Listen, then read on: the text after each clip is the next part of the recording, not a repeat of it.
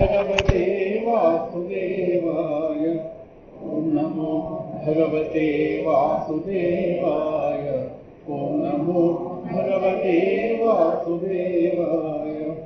ओम नमो भगवते वासुदेवाय। ओम नमो भगवते वासुदेवाय। ओम नमो भगवते वासुदेवाय। ओम नमो भगवते वासुदेवाय। ओम नमो भगवते वासुदेवाय। ओम नमो भगवते वासुदेवाय। ओम नमो भगवते वासुदेवाय। ओम नमो भगवते वासुदेवाय। ओम नमो भगवते वासुदेवाय। ओम नमो भगवते वासुदेवाय। हरिः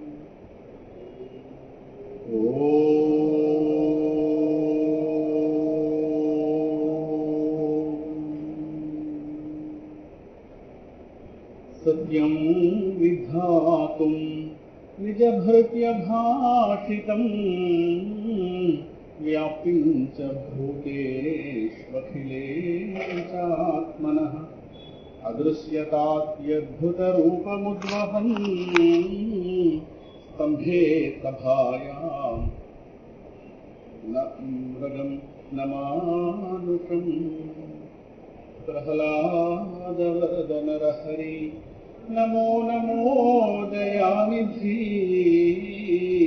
प्रह्लादवरदनरहरि नमो नमो दयानिधि।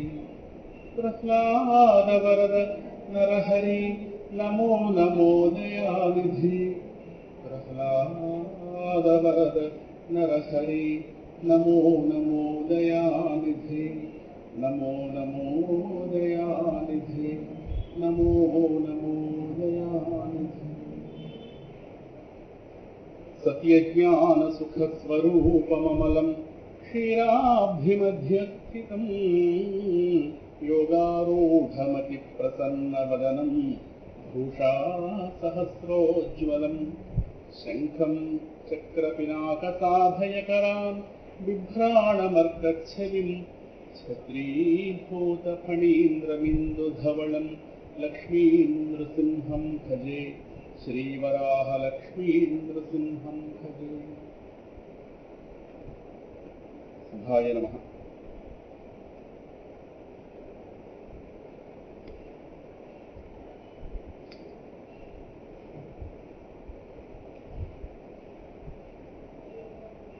సభాస్వరూపంగా వెలుగొందుతున్న భగవానుడి పాదపద్మాలకి నమస్కరిస్తూ క్రిందటి వారం 6వ శీర్షిక ప్రారంభించాం.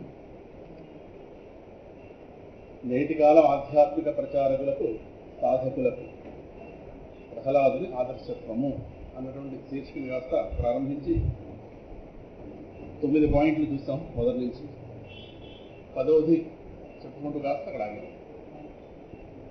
అంటే ఈ శీర్షిక యొక్క లక్ష్యం ఒకసారి అది చదువుకుని వెళ్ళిపోతాం. ముందు పుస్తకం లేని వాళ్ళు కూడా వింటారు కనుక చదువుకోవడమే, మీకు వివరణ ఏం లేదు, చదువుకోవడమే. ఎన్నెన్నో దివ్య లక్షణాలు కలిగినటువంటి భక్త ప్రహ్లాదులలో గురువు శిష్యుడు ఇరువురు ఉన్నారు. ప్రతిదీ అర్థమయ్యే మాటే. ఎందుకంటే ఆయనలోని ఆధ్యాత్మిక వైభవాన్ని కాస్త పరిశీలిస్తే ఆయన మోక్షం సిద్ధించడం ఖాయం అని మనం అంటాం, కానీ ఆయన గారు అంగీకరించారు. కారణం ఈ సంసార వ్యవస్థ యొక్క బలీయత ఆయన తెలిసిన, అనగా భగవత్ ప్రాప్తి సిద్ధించే పర్యంతం ఏ ఒకంత అజాగ్రత్తను ఏమరపాటును దరి చేరనివ్వకుండా తీవ్ర ముముక్షువై నిలిచి ఉండాలి. అంటే ఎక్కడ ఏ స్థాయిలో ఉండవలసిన ప్రమాదాలు ఆ స్థాయిలో ఉన్నాయి. చీమకి చీమంత కష్టం, ఏనుగుకి ఏనుగంత కష్టం, లోపల అన్నీ ఉన్నాయి. అలాగే ఆధ్యాత్మికంగా ఎవరెవరు ఎంతెంత ఎత్తులో ఉన్నా అక్కడక్కడ నుండి కిందకు తోయడానికి అన్ని రకాల ఉపాయాలు కాస్త అజ్ఞానానికి ఉన్నాయి కనుక ఏ ఒకంత అజాగ్రత్తను కూడా దరి చేరనవ్వకుండా. ఎందుకంటే ఆధ్యాత్మికంలో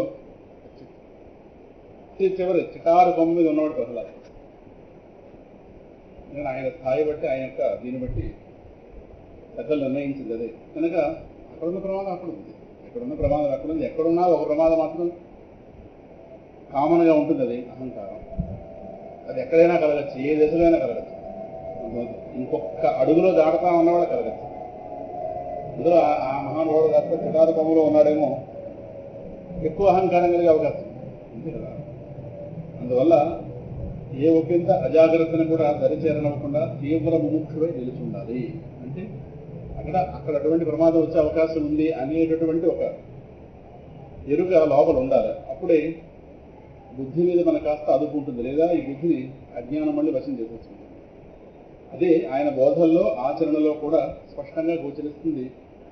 ముందుగా ఆయనలో ఉన్నటువంటి ఆధ్యాత్మిక వైభవాన్ని కాస్త తెలుసుకున్నాం. అంటే అంతటి గొప్ప స్థాయిలో ఉన్నటువంటి ప్రహ్లాదుడే అంతటి సంసార భీతి కలిగి ఉన్నప్పుడు సామాన్యులైన వాళ్ళు ఎంత ఉండాలి. ఇది సరే మహాత్ములతో ఎందుకు పోల్చుకోవడం అంటే ఎందుకు అనుకుంటున్నారు. చారుధామ యాత్రకు వెళ్తున్నాం అనుకోండి, వెళ్ళి వచ్చిన వాళ్ళ యొక్క అనుభవాలు అడుగుతాం. డిఫరెంట్గా అడగాలి. డిఫరెంట్గా తిరుపతి కంటే అక్కర్లేదేమో కానీ చారుధామకు అవసరం. కారణం యాత్ర చాలా గహనం కనుక అక్కడ ఎటువంటి జాగ్రత్తలు తీసుకోవాలి అనేది వెళ్ళొచ్చిన వాళ్ళు ఇద్దరు ముగ్గురు అడిగితే మనకు జ్ఞానం ఏర్పడుతుంది. మనం ఏది పట్టుకెళ్ళకుండా చిన్న దుప్పటి పూసుకెళ్ళామనుకోండి, ఇంకా అడిగి తిరిగి రావడానికి ఉండదు కదా. అందువల్ల అక్కడ వింటర్ వేరో ఇంకోటో ఇవన్నీ ఉన్నాయి కదా. ఈ జాగ్రత్తలన్నీ తెలియాలన్నప్పుడు ఎవరు అనుభవజ్ఞులను అడగాలి. అలాగే ఆధ్యాత్మికంలో కూడా ఎక్కడున్న సమస్యలు అక్కడ ఉన్నాయి కనుక మనకంటే పెద్ద స్థాయిలో ఉన్న వాళ్ళ యొక్క సలహాలు, సంప్రదింపులు, వాళ్ళ జీవితాన్ని అధ్యయనం చేయడం చాలా అవసరం, చాలా చాలా అవసరం. కనుక అందులో భాగంగా ప్రహ్లాదుని అధ్యయనం చేసుకుంటూ వస్తున్నాం. కనుక ఆయనలో ఎంత ఆధ్యాత్మిక విలువలు ఉన్నాయో అంత జాగ్రత్త ఉంది. ప్రహ్లాదుడు మనకి ఎక్కడ ఆదర్శం అంటే ఇక్కడ ఆదర్శం.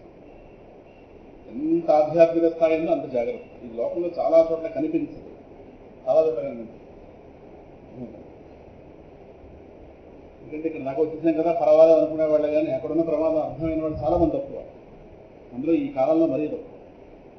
ఏదో గోడగా ఏర్పడిపోయి మాకు మోక్షం వచ్చేసిందని వాళ్ళ సిద్ధాంతం తీసుకున్న వాళ్ళు చాలా మంది ఉన్నారు. ఏమో వాళ్ళకి ధైర్యం ఎవరు వచ్చారో తెలియదు కానీ ఇదో రకమైన ప్రమాదం. ఏమో ప్రహ్లాదుడు అయితే అటువంటి ప్రమాదాలకు లోను కాలేదు. అలాగని ఆయన గురువుగా సామాన్యుడు కాదు, నారదుడు, దేవర్షి నారదుడు, భగవానుడి యొక్క సాక్షాత్ అవతారం. అవన్నీ మనం అసలు కింద వారం చెప్పుకున్నాం. ముందుగా ఆయనలో ఆధ్యాత్మిక వైభవాన్ని కాస్త మొదటి 9 పాయింట్లు చదివించుకుని అప్పుడు వెళదాం. త్రిలోకాధిపతి పుత్రుడు అయినా అహంకార శూన్యుడు. ప్రహ్లాదు జీవితాన్ని మొత్తం పరిశీలిస్తే వాళ్ళ నాన్న త్రిలోకాధిపతి అయినప్పటికీ ఈ పిల్లవాడు కాస్త అహంకార శూన్యుడు. రెండోది, ఈయన గారు తల్లి గర్భంలో ఉన్నప్పుడే పరిపూర్ణమైనటువంటి విష్ణు జ్ఞాన బోధ పొందినవాడు. పుట్టిన తర్వాత మళ్ళా ఏ వారానికి ఆ వారం ఫ్రెష్గా అవ్వడం కాకుండా జ్ఞాపకం పెట్టు. మనం ఎప్పటికప్పుడు ఇలాగా తలకాయ అయితే పడిపోతుంటాం కానీ అందులో విషయం తక్కువ ఉంటుంది. అంటే గుమ్మం దాకా మనకు శాపం అది, ఆయన గారికి శాపం. అందువల్ల దాన్ని ఎప్పటికీ మరవలేదు. ఆ మాట తనే చెప్పాడు. ఇంకా నారాయణుడి యొక్క ఒకనొక అవతారమైనటువంటి దేవర్షి నారదుడు ప్రహ్లాదుడికి గురువు. ఇంకా ప్రహ్లాదుడి విషయంలో శిష్యుడు గారు గురువు గారిని వెతుక్కోవడం కాదు, గురువు గారు శిష్యుడిని వెతుక్కోవడం. అందరూ పుట్టిన తర్వాత ఒక వయసు వచ్చాక శిష్యులు అవుతామేమో, ఈయన గారు గర్భంగా ఉన్నప్పుడు శిష్యుడే. దానికి ఎలా జరిగిందని గత వారం మనం వివరంగా చెప్పుకున్నాం. కనుక గురువు గారు శిష్యుడిని వెతుక్కున్నారు. ఇంకా ప్రహ్లాదుడు స్వభావ భక్తుడు, అంటే పుట్టి నేర్చుకున్నది కాదు భక్తి, భక్తుడై పుట్టినవాడు. గుణైరలం అసంఖ్యేయై మాహాత్మ్యం తస్య సూచ్యతే వాసుదేవే భగవతి యస్య నైసర్గికీ రతి. ఒక గుణం చెప్తాం, దాన్ని బట్టి ఏదైనా అర్థమైపోతాయని చెప్పి ఒకటి చెప్పారు. వాసుదేవుడి యందు, భగవానుడైనటువంటి వాసుదేవుడి యందు ఆయనకి సహజ సిద్ధమైనటువంటి భక్తి ఉంది. అందువల్ల ఎవరో నేర్పింది కాదు. అందువల్ల స్వభావ భక్తుడు. భక్తి తన స్వభావం అయిన వాడు స్వభావ భక్తుడు అంటారు. అప్పుడప్పుడు భక్తి చేసి, అప్పుడప్పుడు తక్కువ క్షణాల్లో భక్తి చేసి, ఎక్కువ క్షణాల్లో భక్తి చేయని వాడిని ప్రభావ భక్తులు అంటారు. ఈ ప్రభావ భక్తుల్లో ఒక తేడా ఉంటుంది. ఇప్పుడు ఎవరంటున్నారు, ఇప్పుడు ఎలా ఉంటాం మనకు అర్థం కాదు. అభావ భక్తుల నుంచి వేరే చెప్పక్కర్లేదు. ఈ అభావ భక్తులు కాస్త అలా జన్మల్లో తిరుగుతూ ప్రభావ భక్తులు అయితే, ఈ ప్రభావ భక్తులు ఇప్పుడు స్వభావభక్తులు కాస్త అవ్వాలి. అందువల్ల ప్రహ్లాదుడు స్వభావభక్తుడు, సమస్త సద్గుణ రాశీభూత స్వరూపుడు. సద్గుణాలన్నింటినీ కూడా ఒక రాశీభూతంగా పోస్తే అది కాస్త ప్రహ్లాదుడు. సమస్త సద్గుణాలు సద్గుణంబులల్లా సంఘంబులై వచ్చి అసుర రాజతనయునందు నిలిచి పాసిచనవు విష్ణుబాయన విధముగా. విష్ణువులో ఎలాగైతే సహజ గుణాలు సద్గుణాలు ఎలాగైతే సహజంగా ఉంటాయో అలాగే ఆ సహజ గుణాలు ఆ సద్గుణాలన్నీ కూడా ఈ పిల్లవాడిని కూడా భరించేయి. మాకు ప్రహ్లాద హృదయం క్షేమము. గుణనిధియగు ప్రహ్లాదుని గుణములు అనేకములు గలవు గురుకాలమునని గణతింప నశక్యము. బోధన గారు కాస్త లెక్క పెట్టలేము అని ఆయనలో ఉన్న సద్గుణాలని లెక్క పెట్టలేము. అంటే భగవంతుడు ధ్యానిస్తే ధ్యానిస్తే ధ్యానిస్తే ధ్యానిస్తే మనమే భగవంతుడు. ఏదనంతే మనం ఏది ధ్యానిస్తే అది అవుతాము. ఎప్పుడు వాడిని అనుకుంటే వాడిలోకి చేరుతాం, ఎప్పుడు దేని అనుకుంటే అదే అవుతాం. ఇది యూనివర్సల్. సో మనసుకి ఆ లక్షణం ఉంది. అది ఏది నీళ్లు ఏ చేసాలా పోస్తే ఆ ఆకారాలు ధరిస్తాయో మనసు ఏది ధ్యానిస్తుంది అవుతుంది. అందువల్ల ఆ వస్తువు యొక్క గుణము ఆ వస్తువు యొక్క లక్షణం మనసును పట్టుకుంటుంది. ఇది కొంతమంది ఎప్పుడు క్రౌర్యంగా ఉంటారు. కారణం వాళ్ళ మనసులో క్రూరంగా ఉన్న వాళ్ళ చింతన ఉంటుంది. వాళ్ళు అలా ధ్యానిస్తే వాళ్ళ యొక్క అవలక్షణాలు మన బుద్ధిని పెట్టేస్తాయి. మనం వెళ్ళి వాళ్ళలో ముట్టుకోకలేదేమి. మనసు ద్వారా మనసుకి సూక్ష్మంగా ఇవన్నీ ఎక్కిపోతాయి. ఇది మంచి అయినా కావచ్చు. అందుకే మహాత్ముల సన్నిధిలో పూజ ఉన్నట్టు రమణ మహర్షి గారు పాదపడు లాగక్కలేదు ఏది ఆయన కూర్చుంటే చాలు ఆయన జ్ఞానం మనకు వస్తుంది. కారణం అంత సూక్ష్మమైన విషయాలు ఇవన్నీ. మనం ఎంతసేపు స్థూల ప్రపంచాన్ని అర్థం చేస్తున్నాం కానీ సూక్ష్మ ప్రపంచమే చాలా గొప్పది. స్థూలం కంట ఈ సూక్ష్మమే స్థూలాన్ని నియంత్రిస్తుంది. అది నాకు అర్థం అవట్లేదు. అందువల్ల సమస్త సద్గుణ రాశీభూత స్వరూపుడు దేవతల సభలలో, శత్రువులైనటువంటి దేవతల సభల్లో కీర్తింపబడిన వాడు. ఎందుకంటే ఆయన స్వభావం ఆ విధంగా ఆయనకు ఆ కీర్తి ప్రతిష్టలు తీసుకొచ్చింది. పరిపూర్ణమైనటువంటి ఇంద్రియ మనోనిగ్రహం కలవాడు. తన మీద తనకు ఎప్పుడూ అదుపు ఉన్నవాడు. దాంతేంద్రియ ప్రాణ శరీర భీసదా ప్రశాంత కామ రహితాసురోసుర అంటారు కదా. దాంత అంటే నిగ్రహింపబడింది. ఇంద్రియ శరీర ప్రాణ భీ సదా. ఇంద్రియాలు శరీరము ప్రాణము బుద్ధి ఎప్పుడు కూడా సదా తన యొక్క దాంత అదుపులో ఉన్నటువంటి ప్రశాంత కామ కోరికలన్నీ శాంతించుకోవాలి. అంటే ఏ కోరికలు ఎన్నవడని అర్థం. కనుక పరిపూర్ణమైన ఇంద్రియ నిగ్రహం మనోనిగ్రహం ఇవన్నీ సాధకుడు ఉండవలసిన ప్రధాన లక్షణాలు. తనమే తనకు అదుపు లేనప్పుడు వాడు ఈ ప్రపంచాన్ని అలా అదుపు చేయగలడు. ఇంకా నిరంతర నారాయణ స్మరణశీలుడు చెప్పుకునేది అదే. నారాయణుడే ధ్యానిస్తుడే నారాయణుడే వీడైపోతాడు. ఇలాగ చెప్పుకుంటారు. అందువల్ల ఆ నారాయణ సద్గుణాలన్నీ సహజంగా భక్తుల్లోకి వచ్చేస్తాయి. అందువల్ల భగవద్ధ్యానం నిరంతరం కొనసాగుతుంటే మనస్సుకి ఎప్పుడే అవసరం. నారాయణ ధ్యానం చేస్తూ లోకంలో మరో విధంగా ప్రవర్తించలేము. వాళ్ళు చేస్తున్న ధ్యానం కరెక్ట్. కనుక నిరంతర నారాయణ స్మరణశీలుడు. బాల్యంలోనే భగవద్ దర్శన భాగ్యం పొందినవాడు. పంచశర వయస్కుడవు 5 ఏళ్ల వయస్సులోనే భగవద్ దర్శన భాగ్యం పొందినవాడు. ఇంకా తాను పొందినటువంటి విష్ణు జ్ఞాన బోధని నిరంతర ఆచరణలో చూపినవాడు. మనం వేదాంతం విన్నది సక్రమంగా విన్నమాట నిజమైతే అది వెంటనే అనుష్ఠానంలోకి వస్తుంది. అనుష్ఠానంలోకి ఇంకా రాలేదు అంటే మనం వెనక్కి సరిగా లేదు. మన వినదాంతం కన్ఫ్యూజన్ ఉంది ఇంకా. కాబట్టి అది ఇంకా మన దగ్గర ఇంకా తప్పటడుగు లేదు. విన్నది సరిగ్గా వింటే రెండో క్షణంలోనే ఉత్తర క్షణంలోనే అది సాధారణంగా మన దగ్గర నుంచి బయలుదేరుతుంది. సందేహం లేదు. మన ముద్ద నోట్లోకి చిన్నగా వెళ్ళిందా ఆకలి తీరుతుంది. ఎందుకు సందేహం ఉంది. వాళ్ళ ఆకలి తీరడం వేరే పని కాదు. మళ్ళీ తినడమే ఆకలి తీరడం. అలాగే భగవద్జ్ఞానం కరెక్ట్గా మనకు చెప్పిన వాళ్ళు చిన్నగా చెప్పి మనం చిన్నగా వింటాం. ఈ రెండింటిలో ఏ తేడా వచ్చినా పని అది ఆచరణ కింద మారిపోతున్నాడు. అందువల్ల శ్రవణం చేయడం వేరు ఆచరణ వేరు వేరు కాదు. ఇవన్నీ వేరు వేరు వేరు వేరు అంటే అలా చెప్పి భయపెట్టేశారు. వేదాంతం ఆచరించబోతే ప్రయోజనం ఏంటి, వేదాంతం ఆచరించబోతే ప్రయోజనం ఏంటి అంటే వాడు సరిగ్గా విన్నప్పుడు ఆచరణలోకి ఎలా వస్తుందండి. వాడు సరిగ్గా పట్టలేదు. అప్పుడు ఏం చేయాలంటే వాడు మళ్ళీ వినిపించాలి. వాడి ఆచరణలోకి రాలేదన్నవాడు ఆచరణ చెయ్యని వాడు నూరేయడం కాదు. వాడికి మళ్ళీ చెప్పాలి. ఎక్కడ వాడు పూర్వం వేదాంట్లో ఎక్కడ తప్పులు ఉన్నాయో సవరిస్తే అప్పుడు మనసు నిండా నిండుతుంది వేదాంతం. అప్పుడు ఆచరణలోకి వచ్చి తీసుకుంటుంది. అందుకే విశ్వరూప సందర్శన యోగం తర్వాత భక్తి యోగం చెప్పాడు పరమాత్మ. భక్తి యోగంలో కూడా ఏదో నా మీద కుంకంజలు పువ్వులు ఈ మాటలు చెప్పలేదు. అద్వేష్ట సర్వభూతానాం మైత్ర కరుణ. అంటే భగవానుడు విశ్వరూపుడు అనేదాన్ని ముందు అధ్యాయంలో అర్జునుడు చూశాడు. సో పరమాత్మ ఏదో ఒకనొక రూపానికి పరిమితుడు కాదు, విశ్వము తన యొక్క వ్యక్తరూపమైన వాడు కనుక ఈ విశ్వరూపంగా తెలుస్తున్నవాడు అన్నప్పుడు ఇప్పుడు అద్వేష్ట సర్వభూతాన్ని ద్వేషించడానికి ఎవరు ఉన్నారు, చంపుకోవడానికి ఎవరు ఉన్నారు?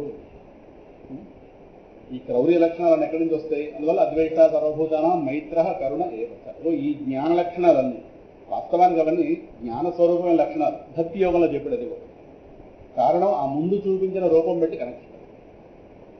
ముందు చూపించిన రూపం విశ్వస్వరూపం. అర్జునుడు చెప్పాడు కదా, నీ ఆద్యంతాలు ఎక్కడా నాకు తెలియటం లేదు, అది అర్థం. అందువల్ల ప్రపంచం పరమాత్మ యొక్క రూపం. ఇది అర్థమైన తర్వాత అప్పుడు తెలుసు. ఇది అర్థం కాలేదనుకోండి, ఇంకా అద్వేష్ట సర్వభూతానం అంటే ఏమన్నా అందరినీ ప్రేమించడం, పక్కింటి వాడిని మాత్రం ప్రేమించడం, ఇదేవో బాధ కూడా ఉన్నది. ఇంకా రకరకాలు ఇవన్నీ. అంటే వాళ్ళు మళ్ళీ ఏం చేయాలంటే వాడిని ప్రేమించి వాడిని కూడా ప్రేమించి నూరడం కాదు, వాడికి మళ్ళీ బోధించాలి. నీ పక్కింటి వాడు విష్ణువులో భాగం కాదా అని అడిగి సరే అని వాడికి నూరాలంతే, అది నూరితే కానీ రాదు. అందువల్ల శ్రవణం ఎప్పుడు చేయవలసిన సాధనం. అది సరైన క్వాలిటీ శ్రవణం అవ్వాలి. అది అంతేగాని ఏదో ఏదో ఏదో ఏదో గోడగారపడి పువ్వులు కొట్టుకుని పూర్వం ఒత్తులు పడుకోవాలి. అక్కడ ఆ శాస్త్రంలో వారు పురాణం చెప్తుంటే వీళ్ళు కాస్త ఆయన పురాణం అయ్యేది, వీళ్ళు సుమారు ఇవంతా వస్తుంది. కార్తీక మాసం చివరికి ఏమిటైందంటే ఆయన చెప్పేది తెలియదు కానీ ఒత్తులు మాత్రం లేదు. ఆ ఒత్తులు వ్యాపారం అంటే మళ్ళీ అదొకటి ఉంటుంది. కార్తీక మాసం వస్తుందని కొంతమంది కుబేర్లు అవుతుంటారు. ప్రపంచం రకరకాలు. అందువల్ల వాళ్ళు ఏదో టీవీ ముందు కూర్చోవడం కాక నాకు కూర్చున్నారు, ఏదో మాట దొరలో పడింది, అలా ఒత్తులు కాస్తాను. అందువల్ల తాను పొందినటువంటి విష్ణు జ్ఞాన బోధని నిరంతర ఆచరణలో చూపినవాడు ఆచరణ పూర్ణుడు. ఆచరణ వల్లే శక్తి వస్తుంది. వింటే 10% శక్తి, ఆచరణలోకి వస్తే 90%. అనగా ఏంటి ఆయన గారి ఆచరణ? ఇప్పుడు అది చెప్పుకోబోతున్నాం. అంతటా అన్నింటా ఎప్పుడూ విష్ణువునే కానీ మరి ఇతరమైన దేనిని ఆయనకు అర్థమైపోయింది. విశ్వము విష్ణువు యొక్క రూపము అని అర్థమైంది కనుక అర్థం అవడం కాదు, జ్ఞానం కలిగింది. కాబట్టి విశ్వాన్ని విశ్వంగా కాక విష్ణువుగా దర్శిస్తున్నప్పుడు ఈ మాటలు బాగా పట్టాలి. విశ్వంగా చూడడం అంటే వేరువేరుగా చూడడం, విష్ణువుగా చూడడం అంటే ఈ సమస్తం ఒకటిగా చూడడం. మనం చాలా ఉదాహరణలు అక్కడ చెప్పుకున్నాం కదా, చాలా చెప్పుకున్నాం. శరీరంలో ఉన్నటువంటి వివిధ భాగాలకి ఒక్కొక్క భాగానికి ఒక్కో ఫోటో తీసి ఆ పెళ్ళికొడుకు ఫోటోలు అనగానో 200 ఫోటోలు పంపించాం. చెయ్యో ఫోటో, కాలుగో ఫోటో, గొట్టన వెలుగో ఫోటో, ఒక కనుగు ఫోటో, ఒక కనుగు ఫోటో, ఇవన్నీ పెళ్ళికొడుకునే కాదని ఎవరన్నా. ఇవన్నీ అలా పేర్చుకోవాలి. ఈ రోజు నుంచి ఆ రోజులో జీవనంగా పేర్చుకుంటే అప్పుడు ఎలా కనిపిస్తుంది. అప్పుడు పెళ్ళికొడుకు కాదు, భూతంలా కనిపిస్తుంది కదా. అది పెళ్లి చూపులు ఫోటో పంపించడమే, కానీ దాని ఎవరు పద్ధతిగా పంపించిన ఫోటో ఉంటుంది. అక్కడ ఏం చేసాం, అన్ని భాగాలు అనుకోవడం తీసాం. అలా కాదు, అన్ని భాగాలని ఒకే ఫోటోలో భాగంగా చూపిస్తే అది అన్నది. ఇప్పుడు మనం విశ్వాన్ని చూడడం ఎలా ఉందంటే, ఒక్కో భాగాన్ని ఒక ఫోటో తీసినట్టు, ఈవిని వేరుగా చూడటం, వాళ్ళని వేరుగా చూడటం, వీళ్ళు వేరుగా చూడటం, వేరు వేరు వేరు విభజన దృష్టి ఉంది. పృథక్ భావన, వేరు వేరు అనే భావన అది ప్రాణ సుఖం ఉండదు. కానీ ఆయన గారు చూసింది సమస్తాన్ని ఒక వస్తువులో భాగంగా చూస్తారు కదా. మనం పెళ్లి ఫోటోలు బాగానే పంపిస్తాం కానీ విశ్వాన్ని చూడడం మాత్రం ఎలా చూస్తుంది. అది అందుకు ఉదాహరణ చెప్పాలి. కనుక ఆయన గారు అంతటా అన్నింటా ఇప్పుడు విష్ణువునే కానీ మరి ఇతరమైన దేనిని అనగా విశ్వాన్ని చూడలేని ధన్యాత్ముడు. కనుక విశ్వాన్ని చూడలేని అసమర్థుడు అని ఒక నిందాస్తుతి రాశారు. తిట్టడానికి బయలుదేరకండి, సరదాగా. నిజ వైష్ణవుడు, విష్ణువు తప్పించి మరొకటి ఏదే గోచరంగానో నిజ వైష్ణవుడు. అందువల్ల విశ్వాన్ని చూడలేని అసమర్థుడు. కనుక తర్వాత కాస్త ప్రారంభమవుతుంది ఇవాళది. సో ఆయన గారు విష్ణు దర్శనమే కానీ విశ్వదర్శనం లేనివాడు కదా. అందువల్ల నిరంతర సమత్వం ఆరాధన మత్స్యుదస్య వ్రతపాలకుడు. చెప్పుకుంటే సమత్వం ఆరాధనం అచ్యుతస్య. అచ్యుతుడికి నిజమైన ఆరాధనం సమత్వ దృష్టి. అనేక ఆరాధనలు ఉన్నాయి, మనం చేస్తున్న ఆరాధనలు. వాటికి కూడా గ్రేడింగ్ ఉంది. గ్రేడింగ్ 1, 2, 3, 4 అలా కావచ్చు. కానీ నిజమైన ఆరాధన భగవానుడికి ప్రీతిపాత్రమైన ఆరాధన. ఆయన గారిని అంతటా ఉన్నవాడిగా దర్శించడం ఆయన. అంతటినీ ఆయనగా దర్శించడం అనేది ఏదైతే ఉందో దీన్ని సమత్వము అంటారు. సమత్వము. ఈ సమత్వమే అచ్యుతుడికి నిజమైన ఆరాధన. సమత్వం ఆరాధనం అచ్యుతస్య అని చెప్తూ దీని గురించి తర్వాత కొద్దిగా చెప్పుకొని ముందుకెళ్ళాం. విష్ణు సహస్రనామంలో సమయజ్ఞ అని నామం ఉంది. సమయజ్ఞో హవిర్హరి. అక్కడ రకరకాల అర్థాలు చెప్పారు. ఒక అర్థం కాస్త క్రింద వారం చెప్పుకున్నాం. సమయం స్పష్టంగా తెలిసినవాడు. సమయజ్ఞ సమయజ్ఞ అంటే ఈ ప్రపంచంలో ఎవరికి ఏది ఎప్పుడు ఏ రూపంలో ఎలా ఇవ్వాలన్నది స్పష్టంగా తెలిసినవాడు. కాలం తెలిసినవాడు. ఇవ్వవలసిన కాలం, తీసుకుపోవలసిన కాలం అన్నీ కూడా స్పష్టంగా తెలిసినవాడు. కాలస్వరూపుడు కనుక కాలం తన అధీనంలో ఉన్నవాడు కాబట్టి ఇప్పుడు మనకు కొన్ని తెలిసినా కొన్ని చేయలేము. మనం కారణం కాలం మన అదుపులో లేదు. కాలం మన అదుపులో లేదు. ఈ టైంకి చేయాలని తెలుసండి, కానీ చేసే పరిస్థితుల్లో లేదు. ఈ టైం మాత్ర వేసుకోవాలి కానీ మాత్ర లేదు. ఏడు చేస్తాం తెచ్చేదాకా ఆధారపడాలి. అందువల్ల కాస్త 2 గంటల 3 గంటల ముందుకు వెళుతుంది. వేసుకోవాలని తెలుసు కానీ స్ట్రిప్ కాస్త పూర్తి తెస్తామన్న వేళ వాళ్ళు తేలేదు, దాంతో కాలం కదా. అందువల్ల ఆ విషయం జ్ఞాపకం ఉన్న కాలం మన అదుపులో లేదు కనుక పరిస్థితులు మన అదుపులో లేవు. కాలాన్ని ఆపలేము, మనందరం వాళ్ళు తెచ్చుకోలేము. ఆధారపడాలి వాళ్ళు కూడా తెస్తారు. ఇవే ఉంటాయి ప్రపంచంలో. అందువల్ల భగవానుడికి సమస్య లేదు. ఆయన గారు టైం సెన్స్ పూర్తిగా ఉన్నవాడు. అదే ఎవరికి ఏ సమయంలో ఏం చేయాలో స్పష్టంగా తెలిసినవాడు. అది సమయజ్ఞ ఒక అర్థం. రెండోది సమత్వం అనేటటువంటి యజ్ఞం నారాయణుడి రూపము. భగవానుడు యజ్ఞస్వరూపం. యజ్ఞోవై విష్ణు. అయితే మూల యజ్ఞాలు అంటే ఏదో హోమకర్మ రకరకాలు గొప్ప కాదని కాదు, కానీ నిజమైనటువంటి ఆయన గారికి ప్రీతిపాత్రమైన యజ్ఞం, ఆయన గారికి ప్రీతిపాత్రమైనటువంటి సత్కర్మ ఏదైతే ఉందో అది సమత్వము. ఇందాకని చెప్పాను కదా, అన్నిటి యందు విష్ణు దృష్టి. ఇది సమత్వం. ఇది ఉన్నవాడిని ఆయన గారు మాత్రం విడిచిపెట్టాడు. అర్థమవుతుందా? అన్నింటి యందు విష్ణు దృష్టి. ఇది పరిపూర్ణంగా ఉన్నవాడు కాస్త ప్రహ్లాదు. అందుకే ప్రహ్లాద చరిత్ర, భాగవతంలో ప్రహ్లాద చరిత్రకి మరో పేరు పెట్టాలంటే సమత్వం ఆరాధన అచ్యుతస్య. తండ్రికి కొడుక్కి పూర్తిగా భిన్నత్వం. తండ్రిది అసమమైన దృష్టి. ఇది వేరు అది వేరు, అది వేరు ఇది వేరు, ఇది వేరు ఇది వేరు ఇది వేరు. కొడుకుది సమదృష్టి. వాడిది అసమ దృష్టి కనుక దీనిలో చావకూడదు, దానిలో చావకూడదు, దానిలో చావకూడదు, దీనిలో చావకూడదు. గాలిని కుంభినిన్ అగ్ని నంబుల ఆకాశస్థలిన్ రేలన్ దిక్కులన్ భస్రములన్ తమల తమ ప్రబల భూరిగ్రాహ రక్షో మృగ వ్యాళాదిత్యన్ నరాది జంతు కలహ వ్యాప్తి సమస్త అస్త్ర శస్త్రాళిన్ మృత్యువు లేని జీవనము లోకాధీశ ఇప్పింపవే. రాత్రి చావకూడదు, పగల చావకూడదు, ఇంట్లో చావకూడదు, వీధిలో చావకూడదు. ఎందుకు అడుగుతున్నాడు? అసమము అంటే ఇది అది కాదు, అది కాదు, ఇది అది కాదు, అది కాదు. ప్రాణం ఉన్న వాటి వల్ల కాదు, ప్రాణం లేని వాటి వల్ల కాదు. ఇంట్లో కాదు, బయట కాదు, రాత్రి కాదు, పగలు కాదు. కానీ ఇన్ని 5 కండిషన్స్ పెడతారు నిరంజన్. అంటే ఆయన గారికి అసమమైన దృష్టి ఉంది కాబట్టి ఈ వస్తువుని అడిగాడు. అంటే ఆయన గారి దృష్టి ఏంటి? బ్రహ్మగారిని కన్ఫ్యూజన్లో పడిచాడు. ముందు డైరెక్ట్గా అడిగితే ఆయన కాదన్నాడు. డైరెక్ట్గా ఏమడిగాడు? అజరత్వం, అమరత్వం, అప్రతిద్వంద్వత, ఈ 3 అడిగాడు. 3వది శాంక్షన్, 2వది మాత్రం కుదరదు. ఈ 2 మాత్రం కుదరదు. నాకే లేవు. అజరత్వం అంటే ముసలవ్వకూడదు, అమరత్వం అంటే చావు రాకూడదు, అప్రతిద్వంద్వత అంటే నేను ఎక్కడికి వెళ్ళా ఎక్కువగా నాది గెలుకోవాలి. కరెక్ట్. ఆ 3వది ఓకే. కాబట్టి దేవతలందరూ కూడా వశమైపోయారు. అదే మొదటి 2 మాత్రం నా వరకు. ఎందుకంటే నా సృష్టిలో భాగమైన ప్రాణులకి ఈ ముసలితనం ఆగదు, నాకు మృత్యు ఆగదు. కనుక ఇలా కాదయా అన్న. నేను ఇవ్వగలిగే కోరుకో, నేను ఎవరు ఎక్కడ కోరుకో అనగానే ఆయన గారు అతి తెలివైన వాడు అనుకున్నాడు. ఎది గొప్పతనం తిరగేసి పెట్టాడు.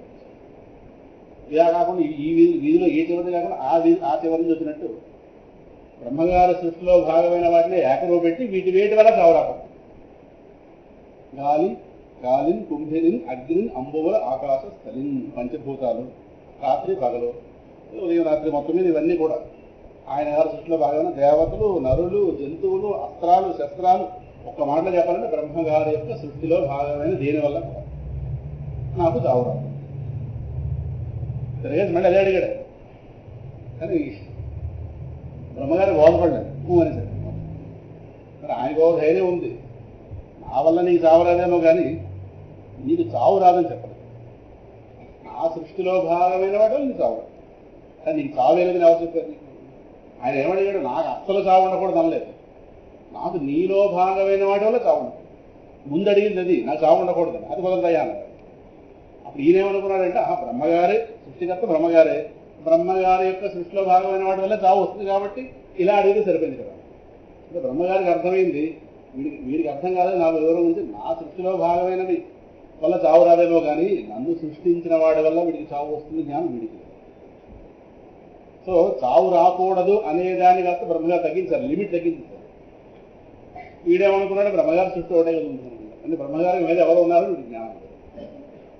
బ్రహ్మగారు సంతోషించారు, వీడు సంతోషించారు.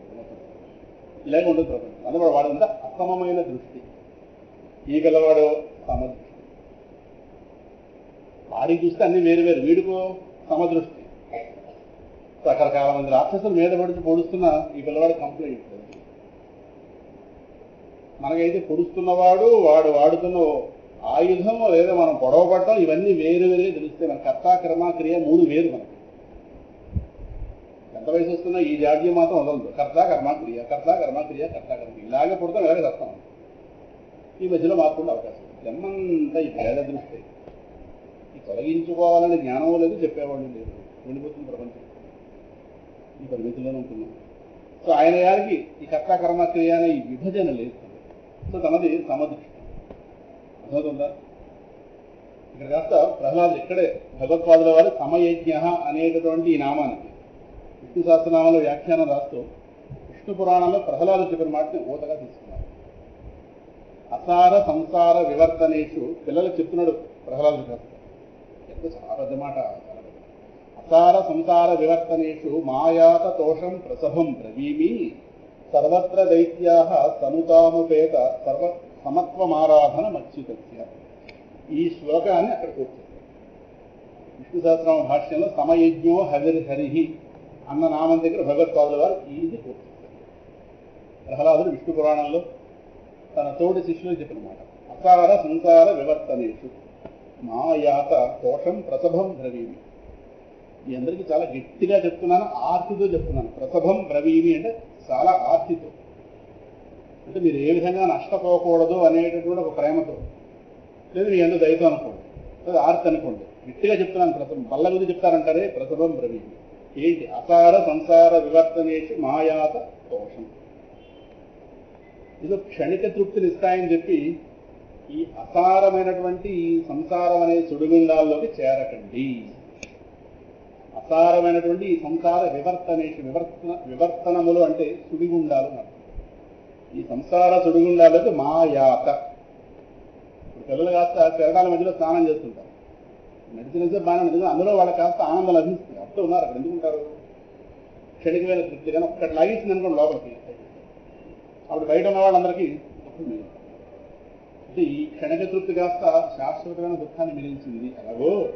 అలాగే ఈ ప్రపంచంలో ఏవైతే విషయజాలం కాస్త తృప్తినిస్తున్నట్టుగా కనిపిస్తుంది, ఏదైతుందో ఈ ఇస్తున్న ఈ క్షణిక తృప్తి కాస్త శాశ్వత దుఃఖంగా మారడానికి ఇది ముందే తెలిసిన వాడు సముద్రంలో దిగడం. అందువల్ల అసార అంటే అసలు ఏ ఒకంత కూడా సారము లేదు. ప్రపంచం సారవంతంగా కనిపిస్తుంది కదా అని చెప్పుకున్నా కదా. ప్రపంచం సారవంతంగా కనిపిస్తున్న ప్రపంచం యొక్క సారం ప్రపంచాన్ని కాదు, పరమాత్మ. ప్రపంచానికి ప్రాణం పోస్తున్నవాడు. మనిషిలో ఉన్న సారం ఏంటి? ప్రాణం.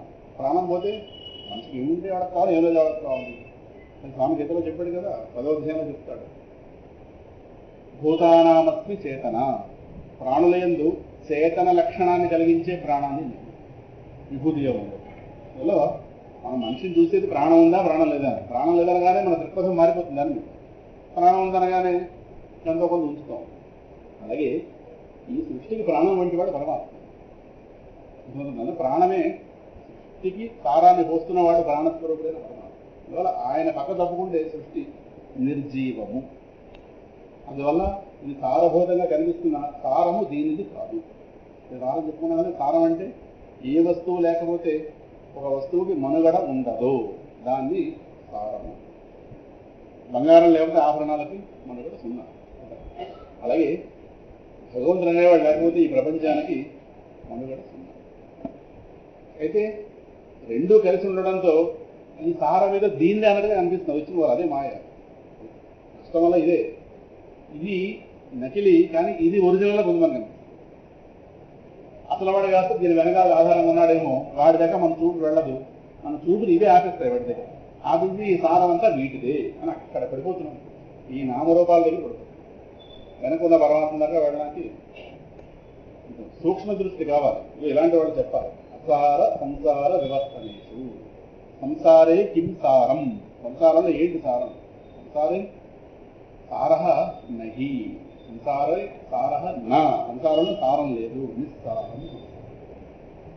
అంటే వాడు పరమాత్మ నుంచి వేరు చేసి చూస్తున్నారు, సంసారం మానసికంగా వేరు చేస్తున్నారు. అందువల్ల ఈ అసార స్వరూపమైనటువంటి ఈ సంసారం అనేటువంటి సుడిగుండాల్లో ఏదో క్షణిక తృప్తి కోసం మాయాత, దోషం ఆనందం కోసం మాయాత ప్రవేశించకండి. మరి ఏం చేయమంటావు? సర్వత్ర దైత్యా సముతాముపేత, ఓ దైత్యులారా సర్వత్ర సర్వవేళల సమతాం ఉపేత, సమత్వాన్ని ఉపేత ఆశ్రయించండి. సమత్వాన్ని, సమత్వాన్ని అంటే విశ్వమోహంలో పడ్డం కాదు, విశ్వముగా తెలుస్తున్న వాడి దగ్గరనే దగ్గరదాకా పడ్డం. విశ్వాన్ని ఆశ్రయించడం కాదు, విశ్వంగా తెలుస్తున్నవాడు ఎవడో వాణ్ణి ఉపేత, వాడిని ఆశ్రయించ. సమతాం అంటే సమత్వం, సమత్వం అంటే విశ్వంలో విశ్వాన్ని విశ్వంగా చూస్తే అనేకత్వం తెలుస్తుంది, కానీ ఈ అనేకత్వ రూపంగా తెలుస్తున్న విశ్వంగా తెలుస్తున్నాడు ఒకడు. అర్థమైందా? అర్థం అవ్వాలి. అనేక కరటాలతో కూడినదిగా కనిపిస్తున్నది ఒకే సముద్రం. అలాగే ఈ అనేకత్వంతో కూడినటువంటి విశ్వంగా తెలుస్తున్నవాడు ఏకస్వరూపుడైన వాడే సమహ. సో ఆ ఏకహ అయిన వాడిని కాస్త ఉపేత ఆశ్రయించండి. ఆశ్రయిస్తే ఇప్పుడు వాడు కాస్త మన బుద్ధిని పడితే, ఇంతకుముందు ప్రపంచంగా చూసాం, ఇప్పుడు ప్రపంచాన్ని విష్ణువుగా చూసే ప్రయత్నించాం. లోపల ఈ స్కిల్ వస్తుంది, అలా చూడడం. ముందు భావిస్తుంటే క్రమంగా తర్వాత దర్శనం.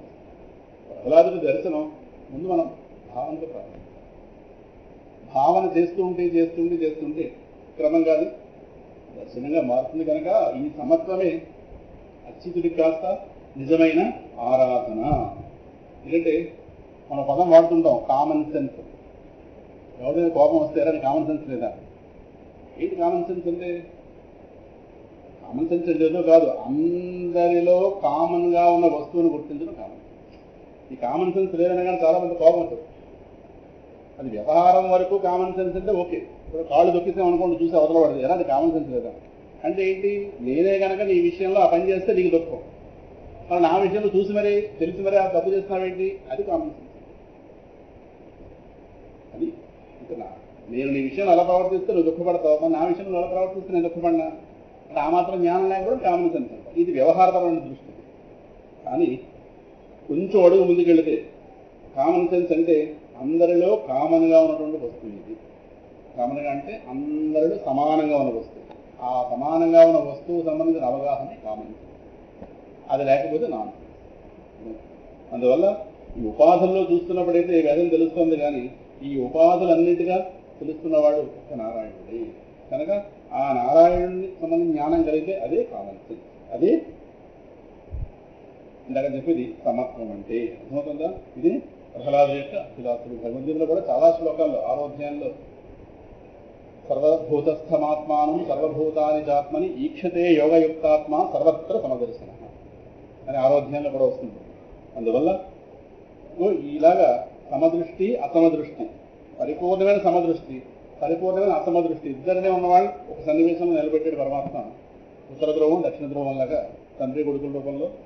మొత్తం మీద వాళ్ళిద్దరి మీద ఏం జరిగింది మనకు కాస్త తెలుసు కాబట్టి ప్రహ్లాదుని కాస్త, ఇది విష్ణు పురాణంలో ప్రహ్లాదుని మాట, ఈ పిల్లవాడిని కాస్త కూర్చోబెట్టి రాజనీతి బోధించే ప్రయత్నంలో ఉన్నారు గురువులు.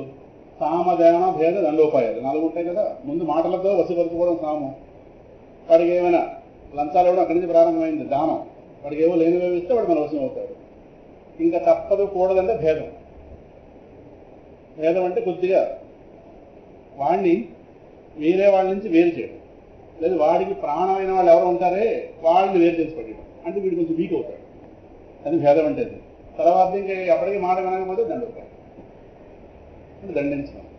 ఈ 4 ఏవైతే ఉన్నాయో ఇవి రాజనీతిలో చెప్తారుగా, అవి కాస్త పిల్లవాడిని బోధించే ప్రయత్నం చేస్తే, అంటే ముందు శత్రువుకి మంచి మాటలు చెప్పుకునే ప్రయత్నం చేయి. లొంగలేకపోతే వాడు డబ్బు ఇవ్వమన్నారు, లేకపోతే బెదిరించమన్నారు. భేదం అంటే బెదిరించడం. ఇంకా అప్పటికీ వినకపోతే దండించాలి. ఇలాగా ఈ శత్రువులు కాస్త మనం వశపరుచుకోవాలి అని చెప్పి ఆ రాజనీతిని గురువులు ఆ పిల్లవాడు కాస్త బోధిస్తుంటే వెంటనే నాకెందుకు ఇవన్నీ అడిగి, ఇవన్నీ నాకెందుకు చెప్తున్నారు? నీకు చెప్పడం నువ్వు కాబోయే రాజువి. రాజు అన్న తర్వాత మిత్రులు కాని వాళ్ళు, ఉదాసీనులు అని ప్రతి మనిషికి 3 ఉంటారు. అందులో రాజు గ్యారంటీగా ఉంటారు. కనుక వాళ్ళ విషయంలో ఎలా ప్రవర్తించాలి, మిత్రులతో ఎలా ఉండాలి, మిత్రులు లేని వాళ్ళతో ఎలా ఉండాలి, శత్రువులు ఎలా లొంగ తీసుకోవాలి, ఉదాసీనులు కాస్త మనకి ఎలా అనుకూలం చేసుకోవాలి, ఇవన్నీ తెలుసుకోవాలయ్యా. నువ్వు కాబోయేటువంటి చక్రవర్తివి కాబట్టి నీకు ఇవన్నీ మెళకువలన్నీ నీకు నేర్పుతున్నావు అనగానే వెంటనే విలవడమాట. నాకు వీడి మిత్రుడు, వాడి శత్రువు, వీడు ఉదాసీనుడు, ఈ భావాలు నాకు అసలు ఆ దృష్టి లేదు. మీకున్నాయేమో, మీ కళ్ళతో చూస్తుంటే బహుశా వాళ్ళందరూ వేరుగా తెలుస్తున్నారు కనుక హిరణ్యకశిపుడు ఈయన కాదనుకోనుడు, ఆయన ప్రతికూలుడు, ఈ గోళంతా మీకుందేమో. నాకు ఈ భేదాలు ఏమీ లేవు. నేను అందరినీ చూసేది ఒక్క నారాయణుడిగా. అందువల్ల మీ రాజనీతి నాకు చెలకపో. వీడెక్కడ దొరికాడు రా? ఈ స్కూల్లో చెప్పే చదివే ఇది కదా. అందువల్ల నాకు ఈ రాజనీతి చెల్లదనగా అదే సమశత్రవుచ మిత్రేచ భగవద్గీత చెప్పేది. అందువల్ల ప్రహ్లాదు కాస్త ఎక్కడి దాకా వెళ్ళాడు, ఆయన గారి మానసిక స్థితి అవుతుందా. అందువల్ల నిరంతర సమత్వమారాధన మత్స్యుతస్య అనేటువంటి వ్రతపాలకుడు. అది పెద్ద వ్రతం అది ఆయన. అందువల్ల విష్ణువు తప్పించి ఇతరమైన దాన్ని చూడలేడు. అందుకే తన బోధంతా ప్రారంభిస్తూ చిట్ట చివరి మాటగా పిల్లలకి మూల భాగవతంలో ఏకాంత భక్తి గోవిందే సర్వత్ర తదీక్షణం అంటే చిట్ట చివరి మాట. ఇంకా స్కూల్లో పిల్లలకు చెప్పినట్టు నాకర మాట అనుకోవచ్చు. ఇంకా తర్వాత కాస్త హిరణ్యకశిపుడు ఎన్కౌంటర్ స్టార్ట్ అవుతుంది. ఏకాంత భక్తి, భగవంతుడి యందు ఏకాంత భక్తి అంటే ఏంటి? ఏకాంత భక్తి అంటే ఏక వస్తువుని దర్శించడమే. ఏకాంత భక్తి గోవిందే సర్వత్ర తదీక్షణం. గోవిందుడి యందు ఏకాంత భక్తి అంటే ఆ గోవిందుడిని అంతటా నిరంతరము చూడడం. సర్వత్ర తదీక్షణం. తత్ ఆయనని ఏదైతే సర్వత్ర ఈ క్షణం అంతటా ఆయననే చూసేటటువంటి చూపు ఏదైతే ఉందో, విధానం ఏదైతే ఉందో అదే గోవిందుడి యందు ఏకాంత భక్తి. గోవిందుడు కానిదాన్ని చూస్తూ గోవిందుడు ఏకాంత భక్తి అనుకోవడం సమస్య. అంటే అంతలా గోవిందుడినే చూస్తున్న వాడిని వాడు ఏమైనా ఇబ్బందులు లోకంలో చూస్తే వీడు గోవిందుడిగా చూస్తున్నాడు అవతలాన్ని కరెక్ట్, కానీ వాడు వీడిని చూడగా సో వాడిని వీడు ఇబ్బంది పడే ప్రయత్నం చేస్తాడు. అప్పుడు వీడి సంగతి గోవిందుడు. అందువల్ల భగవంతుడిని మనం రక్షించమని పిలిచే ముందు మనం భగవంతుని అంతలా చూస్తున్నామా లేదా, ఇది మన దగ్గర మాత్రం ఉండవలసిన క్వాలిఫికేషన్. ఎందుకంటే మనం ఎంత మేరకు పరమాత్మను చూస్తే అంత మేరకే భగవద్ రక్షణ మనకు లభిస్తుంది. అంతకన్నా అడుగు ఉంది. పరమాత్మ చాలా మెజర్మెంట్తో ఉంటాడు ఈ విషయంలో మాత్రం. మరి ఎంతంత మేరగా ఆయన అర్థం చేసుకుంటే అంత మేరకే ఆయన సహాయం ఎదుర్కొంటాడు. పరిపూర్ణంగా అర్థం చేసుకున్న వాళ్ళకి పరిపూర్ణమైన రక్షణ, అది ప్రహ్లాద అర్థమవుతుందా. అందువల్ల ఇప్పుడు నా భక్తికి నేను ఇంట్లో జారిపోబోతుంటే రక్షించచ్చు కాక, కానీ కొండ మించి పడిపోబోతుంటే పరమాత్మ రక్షించే అవకాశం లేదు. కారణం ఏమో ఆ కొండని పరమాత్మని వేరుగా చూసానేమో. నాకు కొండ ప్రాంతం పరమాత్మని జ్ఞానం లేకపోవచ్చు. ఎందుకంటే నాకు అర్థమైన పరమాత్మ కొంతమేరకు ఇంట్లో ప్రమాదం కాస్తే బయటపడ్డానేమో. కానీ కొండ మీద ఏదైనా జరిగితే అక్కడ పరమాత్మను అనడానికి లేదు. కారణం నాకు తర్వాత దృష్టి ఎక్కడ ఉంది. ప్రహ్లాదుడిని స్వామి నిరంతరం రక్షించడానికి ధర్మరాజు గారి విషయం పట్టించుకోవడం కారణం ఏంటి అన్నారు. మీరిద్దరికీ ఒక రకమైన సమస్య వచ్చింది కదా. ప్రహ్లాదు నిరంతర రక్షణ లభించింది. ధర్మరాజు గారు చాలా అవమానం పొందారు. అసలు కొంతకాలం ఆయన గారు దృష్టిలో పరమాత్మ లేడు. చేతివాడి పూర్తిగా చాలా అవమానపడ్డాడు. రాజసూయాల సందర్భం కొంత మీద జోదం సందర్భంలో కదా. మరి ఆయన గారికి ఎందుకు రక్షణ రాలేదు కదా, రక్షణ రావాలి కదా. మరి అదే ద్రౌపది కాస్త పిలిస్తే మనిషి అక్కడైతే లేడు, కానీ రక్షణ లభించింది. ఏమి అన్నారు. ఇది కనిపిస్తున్నాయి ఇవన్నీ ఏమి అంటే ఈయన గారి బుద్ధిలో ఆయన గారు లేడు. సందేహం ఆ మాట ధర్మరాజు గారు చెప్పారు. ధర్మరాజు గారు ఆ దూతం సమయంలో కృష్ణ పరమాత్మ నదిలో లేడు. ఈయన ఓరైన పడ్డాడు, నేను ధర్మం పాటిస్తున్నానా లేదా అని చెప్పి లోపల నలిగిపోయాడేమో కానీ పరమాత్మ జ్ఞాపకం రాలేదు. అడవికి వెళ్ళిన తర్వాత జ్ఞాపకం వచ్చాడు. అవునరా మాధవుడు ఏమయ్యాడంత కదా, ఓహో ఇప్పుడు వచ్చాడా మదిలోకి. అంతే అప్పుడే వచ్చాడు కాబట్టి అంత మేరకి. ఈవిడ మహా ఆపదల్లో ఉంది కానీ దృష్టి గోవిందుడికి వెళ్ళింది కనుక ఆయన గారు కాస్త ఎక్కడెక్కడో దేహస్వరూపంగా ఎక్కడో ద్వారకలో కూర్చున్నవాడైనా తత్వత అంతలో నిండున్నవాడు కాబట్టి కష్టం కనిపించాడు. అది ద్రౌపది విషయంలో సత్యమైంది. ఇంకా ప్రహ్లాద విషయంలో చెప్పట్లేదు. అందువల్ల ఎం వాపి స్మరన్ భావం పరమాత్మ గీతలో అంటాడు కదా, యోయో యాం తనుం భక్త, ఎవరెవరు ఎంతెంత మేరకు నన్ను అర్థం చేసుకుని అంత మేరకు నేను వాళ్ళకి ఉపయోగపడగలను, అంతకన్నా ఉపయోగపడగలను. ఇది స్పష్టంగా ఉంది పరమాత్మ. అందువల్ల మనం పరమాత్మను అర్థం చేసి పరమాత్మ యొక్క వైశాల్యాన్ని పెంచుకోవాలి. ఆ రోజు తర్వాత ఇళ్ళు వాకిళ్ళు ఎలా పెంచుకుంటున్నామో అలాగ పరమాత్మ వైశాల్యాన్ని పెంచాలి.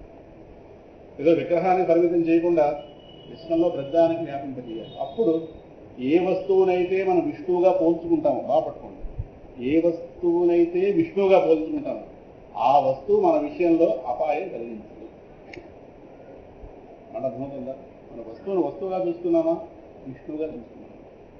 సపోజ్ మనకు ఎవరైనా విషయం ఇచ్చారనుకోండి, మనం విషయంగానే చూస్తాం. విషయంగా చూస్తాం కాబట్టి తాగితే అది చేయవలసినట్టు చేస్తాం. ప్రహ్లాదు విషయంగా చూడాలి, నారాయణుడిగా చూస్తున్నాం. అందువల్ల లోపలికి వెళ్ళిన అంతే కదా, ఇద్దరికీ వస్తువు ఒకటే, భావన వేరు. మనం ఎలా చూస్తున్నాం ఆయన ఎలా చూస్తాం. ఇది కూడా విష్ణు పురాణంలో జరిగింది. పాలకూడ విషయాన్ని పెట్టుకొచ్చి వాళ్ళ నాన్న ఇచ్చాడు. విషయమైన తెలిసే తాగాడు, కానీ తాగే ముందు అనంత అని స్మరించుకుని తాగాడు. అంటే ఆయన గారికి అర్థమైన విష్ణువు పరిమితుడు కాదు, అనంత స్వరూపం. అందువల్ల ఈ విషయం రూపంగా కూడా నువ్వే ఉన్నావా ఆయన ఒకసారి పలకరించినట్టుగా, ఫోన్ చేస్తే హాయిని పలకరించినట్టుగా ఆ విషయం వాళ్ళ నాన్నకైతే అది విషయమేమో, ఈయన గారికో విషయం రూపంగా కనిపిస్తున్న నారాయణుడు. అందువల్ల గ్లాసులో చూసి ఒకసారి స్వామి ఆయన అనంతుడు స్మరించుకున్నాను అని కాదు, అక్కడ ఆ వస్తువుని అనంతుడుగా పోల్చుకున్నాడు. వస్తువుని విష్ణువుగా పోల్చుకున్నాడు కనుక అది వస్తువు చేసే పని చేయదు, విష్ణువు చేసే పని చేయదు. విష్ణువు చేసే పని అంటే గాయపడుతుంది, విష్ణువు చేసే పని అంటే ఆనందం కలిగిస్తుంది. వస్తువు చేసే పని ఏమో ఆ వస్తువు పడుతుంది. అందువల్ల ఆయన గారు శుభ్రాలు పొడవకపోవడానికో ఇంకోటి చేయకపోవడానికో ఇన్ని రకాల ఆపదలు ఆయన గారిని ఏమీ చేయకపోవడానికి కారణం ఆయన వాటిని విష్ణువుగా పోల్చుకున్నాడు, విష్ణువుగా దర్శించాడు. ఇదే సూత్రం అండి. సో మన వస్తువుని దేనిగా దర్శిస్తామో అంత మేరకే దాని నుంచి మనకి ప్రయోజనం కావచ్చు, ఇంకోటి అర్థమవుతుందా? ఇది ప్రహ్లాదు యొక్క జ్ఞాన దృష్టి. కాబట్టి తర్వాత నేను చెప్పబోయేది ఏదో చెప్పేది, ఏకాంత భక్తి గోవిందే సర్వత్ర తదీక్షణం. ఏదైతే గోవిందుణ్ణి అంతటా ఉన్నవాడిగా దర్శించడం ఏదైతే ఉందో అదే ఏకాంత భక్తి. ఈ ఏకాంత భక్తికే భగవానుడు వశుడయ్యింది. ఇదే జ్ఞానభక్తి, ఇదే పరాభక్తి, ఇదే మధుర భక్తి. ఇది కానిదంతా రెండు వస్తాయి, మూడు వస్తాయి. అందుకే భక్తి రెండు రకాలు, ముఖ్య భక్తి, గౌణ భక్తి అని. మనం ఇక్కడే 4 భక్తి సూత్రాలు చెప్పుకున్నాం. ముఖ్య భక్తి, గౌణ భక్తి. ముఖ్య భక్తి అంటే ఇలా చెప్పినట్టు ఏకాంత భక్తి. గౌణ భక్తి అంటే గుణములతో కూడి ఉండేది. ఏ గుణం ఆధిక్యంలో ఉంటే ఆ గుణపరంగా భక్తి చేస్తూ ఉంటుంది. తమ గుణం ఆధిక్యంగా ఉంటే తమ గుణ సంబంధమైన కోరికలు కోరుకుంటూ ఉంటారు. వాళ్ళు భక్తి చేస్తున్నాక కోరికలు కోరుతారు. రజోగుణం ఉన్నవాడు నేను వీడిని చంపాలి, వాడిని చంపాలి, వీడిని చంపడానికి వెళ్లే ముందు సరే సంబంధమైన దండం పెట్టుకెళ్తారు. అంటే తేడా రాకుండా ఉండేది దానికి భక్తి. తథాస్తం అంటే మహాత్మాలు ఇది పంపిస్తారు. సత్వగుణం ఉన్నవాడు కాస్త దేవాడు కాస్త ఏదో భాగవతం అధ్యయనం ప్రారంభిస్తే నీ దేవాలు బాగా జరగాలి, సంతోషం, ఆయన నమస్కారం పెడతారు, అందరూ వర్షం నిలబడతారు. సో ఈ గౌడభక్తి అన్నది కోరికలతో కూడి ఉంటుంది, ప్రపంచ కోరికలతో కూడి ఉంటుంది. ఈ మూడింట్లోకి ఈ కోవలోకి వస్తారు 3 రకాల భక్తులు. ఆర్తో జిజ్ఞాసురర్థార్థి 7వ అధ్యాయం చెప్పుకున్నాం కదా. ఈ ముగ్గురు ఈ కోవలోకి వస్తారు. 4వవాడు జ్ఞాన భక్తులు ఉన్నాడే వాడు కాస్తారు, వాడే ముఖ్య భక్తి. కనుక నిరంతరం కూడా సమత్వమారాధన మధ్యదర్శి వ్రతపాలకుడు కనుకనే. తర్వాత 11వది శిక్షణ సమయంలో ఒకంత కూడా కలవరపాటు నొందలేదు. కారణం సదా సర్వం విష్ణుమయం జగత్ అనే దృష్టితో. దృష్టి కూడా తప్పు రాశాను, దర్శనంతో ఉండేవాడు. దృష్టి ఎప్పుడైనా మారిపోవచ్చు. అంటే దృష్టి అంటే భావన అనుకోవచ్చు, దర్శనం అంటే అనుభూతి.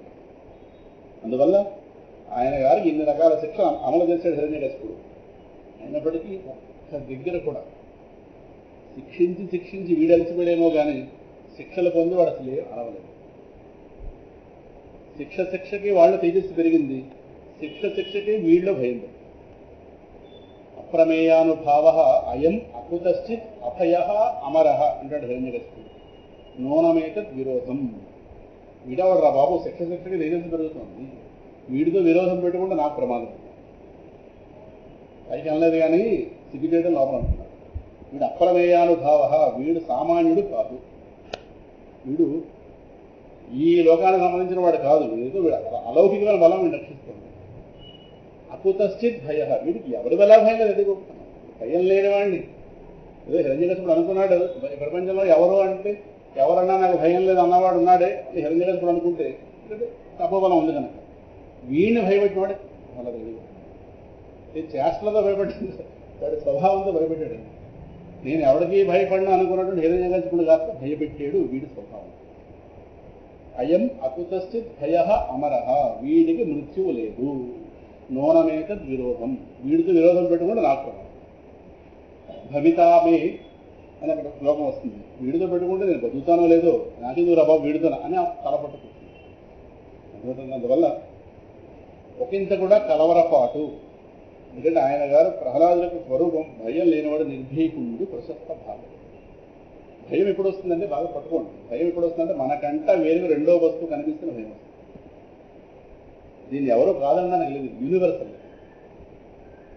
నా వల్ల నాకు ఎప్పుడు భయం ఉండదు, నేను కాని దాని వల్ల నాకు భయం. పాముకి దానివల్ల దాని భయం ఉండదు, మనకి మన వల్ల మన భయం ఉండదు. మనం చూస్తే పాము భయం, మనం చూస్తే మన భయం. కాబట్టి అది కాటు వేసే ప్రయత్నం వచ్చేస్తుంది, చంపే ప్రయత్నం మనం చేస్తాం, ఇంతే. మరి దాని నోట్లో మనకెందుకు భయం? దాని నోట్లో కూరలు ఉన్నాయి కనుక. మరి నా నోట్లో కూరలు ఉన్నప్పుడు మరి ఆ కూరలు అది భయపడాలిగా. నా నోట్లో కూరలు చూసి భయపడద్దా? భయపడదు. దానికి అది రక్షణ, దానికి రక్షణగా ఉంది కాబట్టి అది మనమే కాటు వేస్తుంది. దానికి ఆ జ్ఞానం ఉంది, అంతవరకు జ్ఞానం ఉంది. ఈ విషయం వల్ల వాడు తప్పడు చాలు, దాన్ని రక్షించుకోవడానికి ఆ జ్ఞానం మాత్రం చాలు. దానికి ఎక్కువ ఒక్కలేదు. మనకు మన చేతిలో కారణం కూడా మనకు తెలియదు, మొత్తం మీద ఏదో ఇలాగలాగా ఇద్దరు మధ్య అనుకోండి. చెప్పొచ్చేది ఈ ప్రపంచంలో ఎవరంటే వాడు భయం ఉండదు, రెండవ వస్తువు అంటేనే ఇక్కడే అద్వైతం బయట వస్తుంది. ద్వితీయాత్ వై భయం భక్తి. ఇప్పుడు ఆయన గారుగా శిక్షలు వేసిన వాళ్ళు కావచ్చు, ఆ శిక్షలు కావచ్చు, అమలు కావాలని శిక్షలు కావచ్చు, అలాగే ఆ శిక్షల్లో భాగంగా వాడిన ఆయుధాలు కావచ్చు. ఇది ఆయనకంటా వేరుగా తెలిసే అనుకోండి, బాగా పట్టుకోవాలి. వాడికంటా వేరుగా తెలిస్తే ప్రహ్లాద కూడా భయపడి తీరుతాడు. మనం ఓ పిచ్చి మాట మాట్లాడుతుంటాం, భయపడకండి భయపడకండి భయపడకండి. ఎలా భయపడకండి ఉంటాడు వాడికి ప్రపంచం వాడికంటే వేరుగా తెలుస్తుంది. తాతగారు భయపడకండి, తాతగారు భయపడ, తాతగారు మొదలు భయపడడానికి ఈ రెండు అంతగానే చేరుకున్నాడు ఆయన. భయపడకు, భయం అభయస్థితి అన్నది అది జ్ఞానం వల్ల రావాలి, మామూలు మాటల వల్ల ఏమొస్తుంది. అదేదో ఓదార్పు మాటలే కానీ ఓ అడుగు ముందుకు వెళితే ఆగే అవుతుంది మనం అయిపోతాం. భయాలే అందరి హృదయాల్లో ఉన్న ఆస్తులు. భయం అన్నది అజ్ఞాన లక్షణం, భయం అన్నది ద్వైత లక్షణం, ద్వితీయం రెండవ వస్తువు వల్ల మనకు వచ్చేది. ఈ మాట బృహదారణ్యకోపనిషత్తులో యాజ్ఞవల్క్య మహర్షి చెప్తారు. ద్వితీయాత్ వై భయం భవతి, out of the second thing only fear comes. ఇంగ్లీష్లో చెప్తుంటారు, out of the second thing, రెండవ వస్తువు వల్ల. సో నేను ఈ దేహ బుద్ధిగా ఉండి ఈ ప్రపంచాన్ని నాకన్నా వేరుగా చూస్తే ఇప్పుడు మన కళ్ళలో ప్రపంచం వస్తుంది. కొన్ని చెప్పండి విధించాలని కుదరదు. మన కళలో మనలోంచి లేచిన ప్రపంచం, అందులో కొన్ని భయపెట్టే లేదా? ఎందుకు భయపెట్టారు? అదేంటి, కళ మనలోంచి లేచింది కదా, మనలోంచి లేచింది, మన వల్ల లేచింది, మన వల్లే కళ కాస్త ప్రాణం పోసుకుంది. కళకి మనమే ఆధారం. తెల్లారి మన నిద్ర లేవని కళ ఎగిరిపోయింది. మరి ఆ కళలో మన వల్ల వచ్చిన వస్తువు మన భయపెట్టింది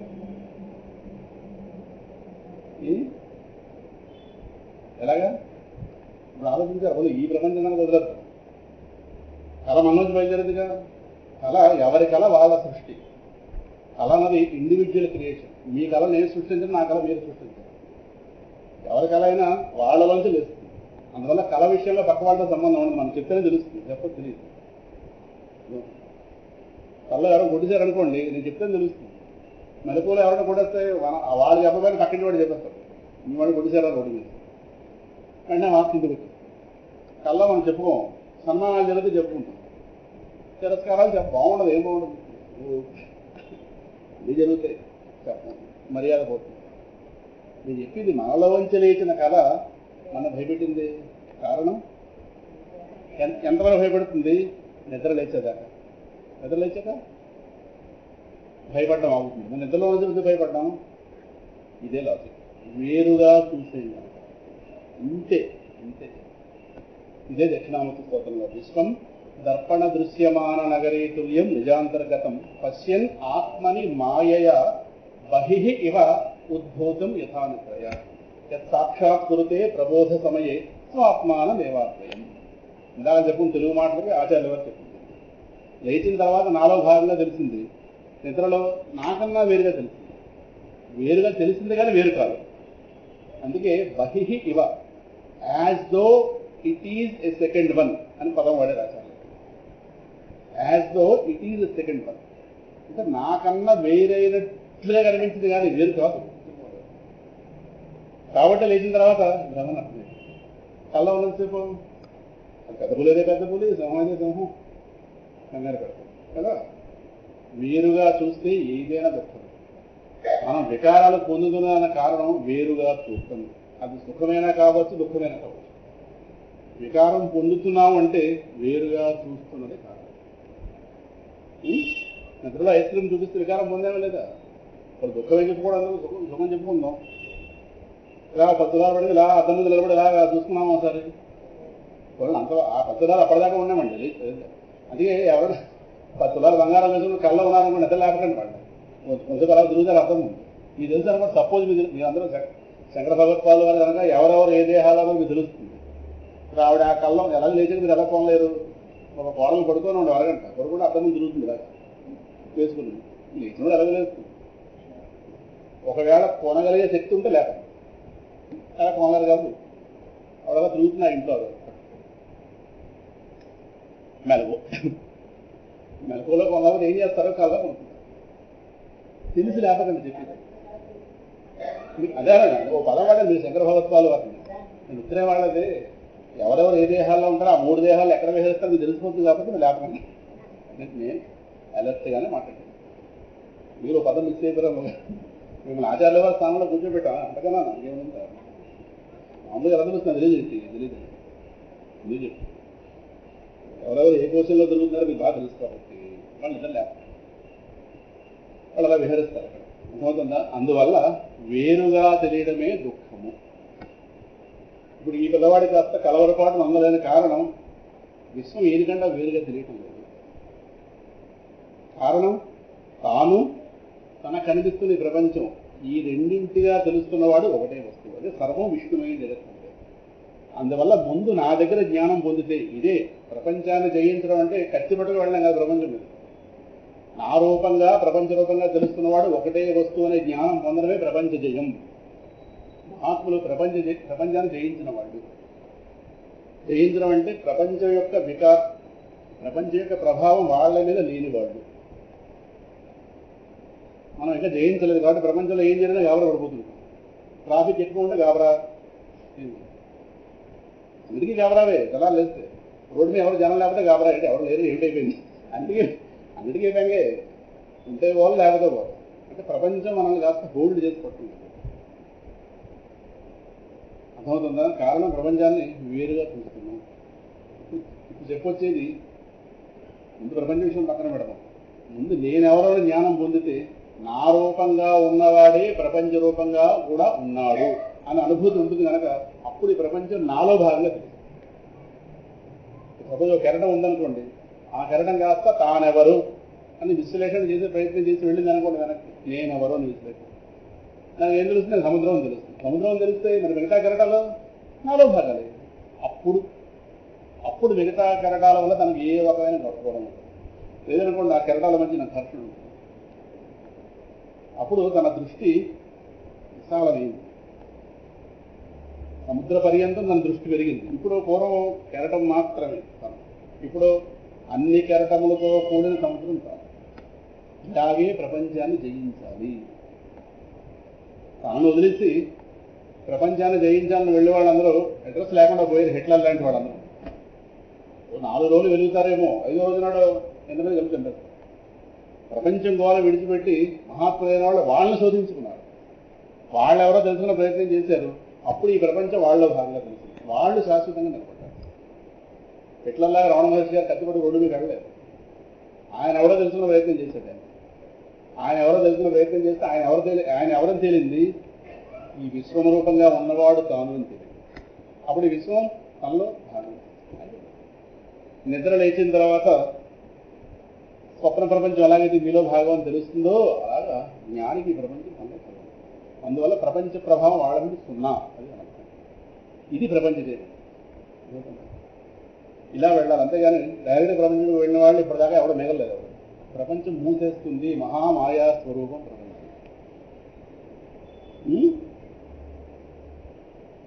నన్ను నేను అదుపులో తెచ్చుకోవడం నా సులభం. నాతో నేను ఎప్పుడూ ఉంటాను కనుక ప్రపంచం ఇప్పుడు ఎలా మారుతుందో అర్థం కాదు. అది ఓసర వెళ్ళలేదు, రంగులు మారుస్తుంది, సర్వ్యాప్తంగా ఉంటారు. అందుకే నా మీద అదుపు తెచ్చుకుంటే ప్రపంచం కాస్త దాని రంగు తెలిసిపోతుంది. ఇలాగే గెలవాలి ఇప్పుడు కూడా. రివర్స్లో వెళ్ళాము దొరికిపోతుంది.